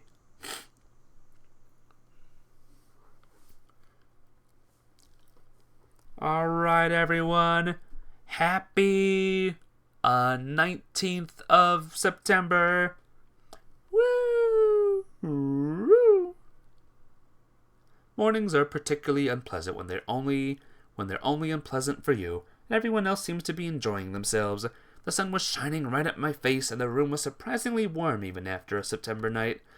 I turned to the side and immediately realized I wouldn't fall asleep again. Memories of the previous night came bit by bit, like pieces of a puzzle. Eventually I managed to put together a more or less complete picture and thanked my former self for stopping when he did. It was so early for a Saturday morning, though just the right time for restaurants to open. I managed to sit up, shook my head, and got up and staggered to the bathroom. The cold shower gave me a sufficient boost of energy to act. It was hard to say whether a day was enough for Asakura and Kawashima to come to their senses, but I couldn't waste any time. I had no exact plan. I didn't even know what I was going to say to Kagome. One thing was clear. If I had been the one to drag her into all this, I had to face the consequences. The only thing I could hear in the receiver was a series of meaningful dial tones, one after another. I kept calling, but nobody picked up. Very strange. I would have understood it if they'd called Himitsu or Catherine, but Kagome lived in a restaurant. Very strange. Maybe they hadn't paid their bill and the phone had been disconnected. I didn't get enough time to get worked up, only over trying to figure out why I wasn't getting through, so my thoughts were interrupted by the doorbell. What if it was Kagome? Rushed out to open the door. However, the person standing behind it was... Oh, snap. That might be a problem. Kagemaru. Kobayashi Dona wishes to speak with you, he said briefly. Everything indicated that on this wonderful Saturday morning, Kagemaru would prefer to be anywhere other than my doorstep. My potential replies were fighting in my head, the ones wanting to refuse soon, losing. Can I at least get dressed? Go ahead, just don't take long.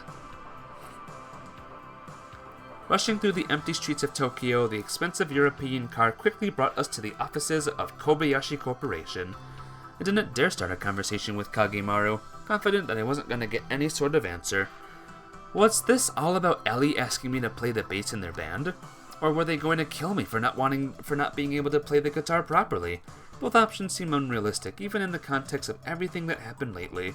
One way or another, I didn't have to worry about an attempt on my life. This would be a complicated way for someone so powerful to kill me, which meant they wanted something else. An endless minute of waiting in the elevator. Oh boy, this might be bad. And there I was again, on the god knows which floor, in the giant office of Kobayashi Jun, head of Kobayashi Corporation. Just a week ago, in this very place, he had made me feel no less reverence, though much less fear. It was probably because the two of us had come to him on our own initiative with a goal in mind and had scraped together to a little confidence, and now it was his turn to make demands. Nikolai, I'm delighted you found the time to stop by. Please take a seat. I walked to his desk on jelly legs and dropped into an armchair I found too soft. How are things? How's school? Everything's fine, thank you. I'm glad to hear that. The young man who's become of such a deep interest to my granddaughter must have an excellent academic record. So it was about Ellie after all. What else could it possibly be about? I wouldn't say that. As you must have guessed, I didn't summon you here to discuss your grades. His eyes flashed, and that was truly frightening. You should realize that I have certain expectations in regards to Elizabeth. The same, of course, holds true concerning her social circle. You're talking about them asking me to play in their band. I mumbled idiotically, but Kobayashi Jun didn't let me finish. Of course, that is also a delicate matter. He sighed with disappointment. I don't approve of Elizabeth taking up a hobby like that, but I can't forbid her anything. While her parents were still alive, they, as I've always said, allowed themselves too much liberty, and now that they're no longer with us... He stood up, locking his arms behind his back, and walked to the window. There was something so human, casual and powerless in that motion that for a moment I forgot the person standing before could crash markets with the world over with the snap of his fingers. Elizabeth has no one left except for me, and I don't want her to think me as some sort of tyrant. He turned to me and continued in that same tone of a lecturing professor, but only so long as this hobby of hers remains within the bounds of reason. Believe me, I agree with you completely. I'm glad to hear that. However, yesterday, you were in that basement she rehearses in, weren't you? Ellie's son just invited me to listen. Then you would probably like to know that she doesn't bring guests there often. I still couldn't understand what he was getting at. What exactly changed just because I'd visited their studio yesterday? Nikolai, I've always appreciated your parents' contribution to the success of Kobayashi Corporation. He suddenly smiled. You've already mentioned that. My understandable fear was joined by anger, but I restrained myself. Have I? Forgive an old man. My memory isn't as good as it was. Kobayashi Jun fell silent and just stared me straight in the eye. It was impossible to hold out against that look for long. Kobayashi-sama, I don't understand what I'm doing here. What do you think? I don't know. What sort of relationship do you have with my granddaughter? What relationship? I repeated. What was this? A grandfather's concern? Overprotection? But then why the hell did he mention my parents? Deep inside, I felt a fury starting to burn. When even the weakest of animals is driven into a corner, its only choice is to fight. Did my answer really matter? If I had been brought here just for a conversation, they would let me go sooner or later. And if it was a game of cat and mouse, the opening of the ladder barely mattered. I'm gonna deny everything. Kobayashi-sama, we just go to the same school. Nothing else. That was the truth. I didn't even have to lie. Well, enough now. I didn't mean to pressure you. He suddenly relaxed. I just don't want her passions to, let us say, cross a certain line. Apparently that meant that I was supposed to refuse Ellie's offer. Do we understand each other, Nikolai? We do. Then Kagemaru will see you to the exit. Well, I survived this time, Angel. I did it. Walking out of Kobayashi Corporation's office, I consecutively felt hunger, anger, and confusion. What had that show been for? Kagemaru would have been enough to let me know that I'm not supposed to talk to Ellie. Or did her grandfather also think I knew something? Was hiding some documents or something like that? Ah, damn it! I swore powerlessly and quickly walked away from that bloody Barad-dur. My stomach was starting to collapse in on itself and turned into a black hole. Luckily, it wasn't too difficult to find ramen in the capital of Japan in the year 1987. It's 3 years before I was even born. Full and somewhat calmed down, I walked down the half-empty streets, heading home. Of course, I should have tried to call Kagome again, but after everything that had happened, her problems seemed to have taken a back seat. Maybe Ellie's friends were taking the day off too. People seem to be causing me a lot of problems lately, so I decided to go where I'd come across as few as possible. The park! It's the park! You know what that means. No, I don't know what that means. You posted Kagome in the Discord. Want me to check it out? Want me to show it off to, the stream? It's up to you, my friend. It's all up to you. How did things even end up like this? In the play that was my life, I got the role of Romeo, except without Clan Montague behind me. In Kobayashi Jun, a real Capulet was threatening to bring me my time on Earth to its end, were I even to look at his Juliet. Our relationship seemed to be of interest to third parties too. The KGB, represented by Irina, and Kagome in search of her father. If we were in another ones of Shakespeare stories, it would probably have been interesting to me too. Alright, I can. Alrighty, let's take a look, lads. Let's see. Creations. Alright. Let's show it off, guys. From Angel Love in chat. First, here's Catherine. Pretty cool. And Kagome. Well done. Very nice works of art. You did good, my friend. You did good. Alright, back to love. Back to some love. What do you say? Yeah, it's very good. Think one day you'll add, like, even more details and color and stuff? Or are those, like, rough drafts? Still look good, though. It still looked good. It's better than anything I can do, for sure. I can't even draw, like, a circle that well. I can only draw stick figures, and even they're not that good. If we were in another Shakespeare stories, it could have well have found myself in Hamlet rather than Romeo and Juliet. Obviously, my desire to get back at Kobayashi Corporation was like threatening the sky with a fist. Besides, I couldn't be sure that he was to blame. There was always the possibility that the car accident really was just an accident. Plus, deep inside the old man didn't make me feel that oppressive disgust that murderers invoke. Maybe one day you don't usually add color. Ah, gotcha. Just the starting point, right? Soon you will be the artist expert, making works of art in the best museum in the world. I guarantee it, Angel. But he probably wouldn't have the position he does without knowing how to make the right impression. All these pointless attempts at finding who to blame were making my head swell. It was a long past the return home, and I tried calling Kagome again. Headed toward the park's exit, but as I turned down a quiet path, I found myself witness to an unexpected sight. Sitting on a bench were Michael and... Catherine? Dun dun dun dun. Except Catherine's thing is already done, so who cares? Trying not to make any noise, I sneaked closer and hid in the bushes. I was so sure they were alone and were speaking fairly loudly, and I had no trouble hearing every word. I realized that it might seem sudden to you, but I have thought of it through. Michael said in his normal voice, but I'd known him long enough to figure out he was nervous. We've only known each other for a couple of weeks. Meanwhile, Catherine clearly felt uncomfortable, even if she was trying not to show it. My feelings aren't going to change. So that's what it was. I'd become an unwilling witness to a love confession. If it had been any other girl but Katya, I would have found this funny. But the situation was anything but. Moreover, just a couple days earlier, I would have probably jumped out of the bushes and punched Michael in the face. But either that meeting with Kobayashi Jun had somehow cooled me down, or there was another reason. I decided to see how the conversation would go before crushing into action. I'm flattered, really, but if it's about Nick, what's Nick have to do with this? What doesn't he?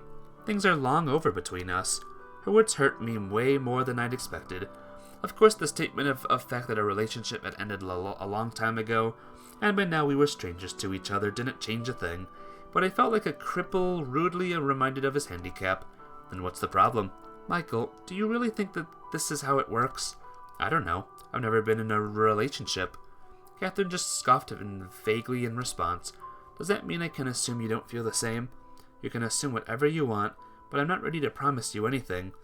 It seems she was just bullying Michael in her usual manner. For a second, I even pitied the poor guy. Of course, few people would be happy to find out that their ex-girlfriend had started dating their friend. But at that moment, I was surprised more than enraged. I'll talk to Nick. Jesus Christ, why? Even I, sitting in the bushes, felt second-hand embarrassment. Is he my father, brother, and husband all at once? Why would he make decisions for me? If you can't give me an answer, I already have, so it's a no. Catherine turned her head to the side just to avoid looking him in the eye, and her gaze suddenly stopped at exactly the spot where I was hiding. I was sure there was no way Katya could see me through the thick layer of vegetation, but suddenly, something seemed to have changed about her. Do you pressure every girl like this, demanding an answer? I've already told you, I don't have much experience in these things. I'll tell you what, need to work on your approach. What do you mean? At least try to imagine what the girl is feeling, and pay less attention to how others see you. She smirked, suddenly lowering her voice. If you say so. Michael looked pretty confused, like he'd been called upon by a teacher to analyze mistakes he had made on an exam. Michael, in every other regard, he had always come off as a calm, reasonable, confident young man, but right now, sitting next to the girl he liked, he was acting like a shy first grader at the start of the school year. God, even Kyosuke would have done better. No, my cautious American friend. Love can't be learned from textbooks. I'm glad we understood each other. Then I have a chance. The Lord works in mysterious ways. Catherine said just as mysteriously stood up, smiled, and slowly passed by the bushes I was hiding in, though she didn't even look at them. The theatrics at the end were probably too much, but it looked like Katya had managed to impress Michael somehow. For a good while, after she left, he just sat there alone, thinking about something. I felt a bit uncomfortable that I could see him, but not the other way around. It's one thing to eavesdrop on a conversation between two people. Their behavior doesn't change much whether they're observant or not, but alone with themselves, people can often allow themselves more than they do in public, but not Michael. I walked up to him. Hey, Michael, how you doing? What's up, bro? Something happened? He kept sitting still, like rodents thinker, and just stood up and confidently headed for the exit. Actually, I shouldn't have anything to do with this. Now, instead of resolving more pressing issues, I was going to spend the entire rest of the day thinking about Catherine. Catherine. I jumped out of my hiding spot, ran to where she had been sitting with Michael just recently, and kicked the innocent bench as hard as I could. Ah! Of course it didn't go well. I almost broke my toe. Idiot. I closed the door behind me and took off my shoes with some effort. It seemed like I hadn't been home for an entire day, but the clock said it was only 2 in the afternoon. I still felt slightly dizzy from yesterday's whiskey, so I just wanted to fall into bed and sleep until evening. But first I needed to resolve the issue with Kagome and figure out why nobody was picking up at the restaurant. But as soon as I'd walked to the phone, it rang. Great, it had to be her. Hello, I said enthusiastically. Hi, Nick. Oh, hi. It turned out to just be Ellie. Just Ellie. If Kyosuke could only hear me right now. Why so gloomy? No, everything's fine. You sure? I never guessed by your voice. Obviously, some things in my life weren't fine, partially because of her. 100% sure. I tried to make myself sound friendlier. Well, alright then. I'm calling because... Have you thought about our offer? She seemed pretty worried. What offer? Come on, about playing bass for Z Feelsy. I drawled. I completely forgot about that. First thing in the morning there was Kagemaru, then her own grandfather, and finally Catherine, all trying to distract me from this important question. Still, Ellie was waiting for my response. Well, I told you I'd think about it, and I'm thinking. How much long do you think you'll be thinking? Her honesty, inappropriate persistence began to irritate me. You're the one who gave me time until Monday. Yeah, sure, but I thought maybe you've already decided. You know, Elizabeth, I've been a little busy with slightly more important things the whole day, like talking with your grandfather. Not that I've been meaning to hide anything about that conversation, but it might have been a better idea not to bring it up at this exact moment. Oh God, what is it this time? In her voice I heard notes of irritation rather than surprise. Well, he knows I was at your studio yesterday. Elise took her time replying. Sorry, I knew his people kept an eye on us, but nobody has ever had a problem because of that. Sorry if you... No, it's not a problem. He's just worried about his granddaughter. I get that. Worry and control are not the same thing, I guess. Did he say anything else? Would it be a better idea to recount the entire conversation or just stop there? You know, not really. Not that she was listening to me anymore. What right does he have to constantly meddle with my life? I'm a grade A student, I'm taking extra classes, trying to get into university, everything the way he wants. He's trying to take away my only escape. I don't think it's about if he hadn't interfered in her musical career before, what'd change now? Do you realize how scummy that is? Of course I do. I agreed. Anything to calm her down. Sorry again, I'll definitely talk to him, and Kobayashi Corporation will never bother you again. As much as I'd wish that to be true, it was hard to believe. Don't. I've already forgotten about it, honest. Nick, if it's going to affect your decision at all, she said in a concerned tone after a moment's pause, I promise you it won't. I was already regretting telling her about the visit to her grandfather, and I'll call you tomorrow? Let's see. Alright. The answer is alright. I agreed. Just don't take too long. And without letting me say a word, she bid farewell. Talk to you later. A-type behavior, huh? Okay, cool. Despite all the obvious contradictions, I'd always considered myself an active person, but Ellie's unrelenting energy would tire out anyone. Were there no other bass players in Tokyo? Anyone who played for more than a week would fit the role better than me. Maybe it was something else. I went to the kitchen, opened the fridge, stared inside for a while, then closed it and grabbed a pack of nuts from the shelf. That would do. Yeah, that would do. Saturday TV couldn't kill my boredom. Historical documents, numerous weird shows and anime, all of it seemed disgustingly vulgar and pointless. Maybe I was trying to drown myself in an audio-visual slop to get away from unpleasant thoughts. So Ellie, her grandfather, and his question about whether we were in a relationship, it seemed just like yesterday that there had only been one girl in the entire world I wanted to be in a relationship with, but now even in today's park bench incident left me almost indifferent. Maybe I needed some sort of shake-up and new friends to start changing for the better. If of course I had the right to think of letting Catherine go as a change for the better. There was also something else. Damn right, Kagome! I jumped up and rushed to the hall. Before I even grabbed the receiver, the doorbell stopped me. That must have been her. So I went to find out what happened to the phone at Gifts at the Sea. However, it turned out to just be Michael. And with just be Michael, I think I'm going to save it there, lads. Right there. I'll save it on this thing here. Well, guys, thank you all for stopping by. This is when the stream is going to end, sadly. But don't worry, there will be more tomorrow. Let's check out the gallery again. Let's see how much more there is. There's still Arctic lakes in your pure eyes, embers, everlasting reference, fast lane to love, hear the wind, and love, money, and rock and roll. And these two, and that. Backgrounds. There's a couple I'm missing still. But yeah, I nearly have them all, guys. I nearly have every single one now. As for CG, yeah, I definitely got a lot more in this time around. There's still a lot missing, though. There's still a lot of missing here. Holy cow. Alright, guys. Thank you for watching. Hope you had a good time. More of this crazy game tomorrow. How does that sound? And a new game tonight. Look forward to that. But yeah, take care, guys. Love you all. I will see all of you on the tonight or tomorrow's, either or. Bye-bye.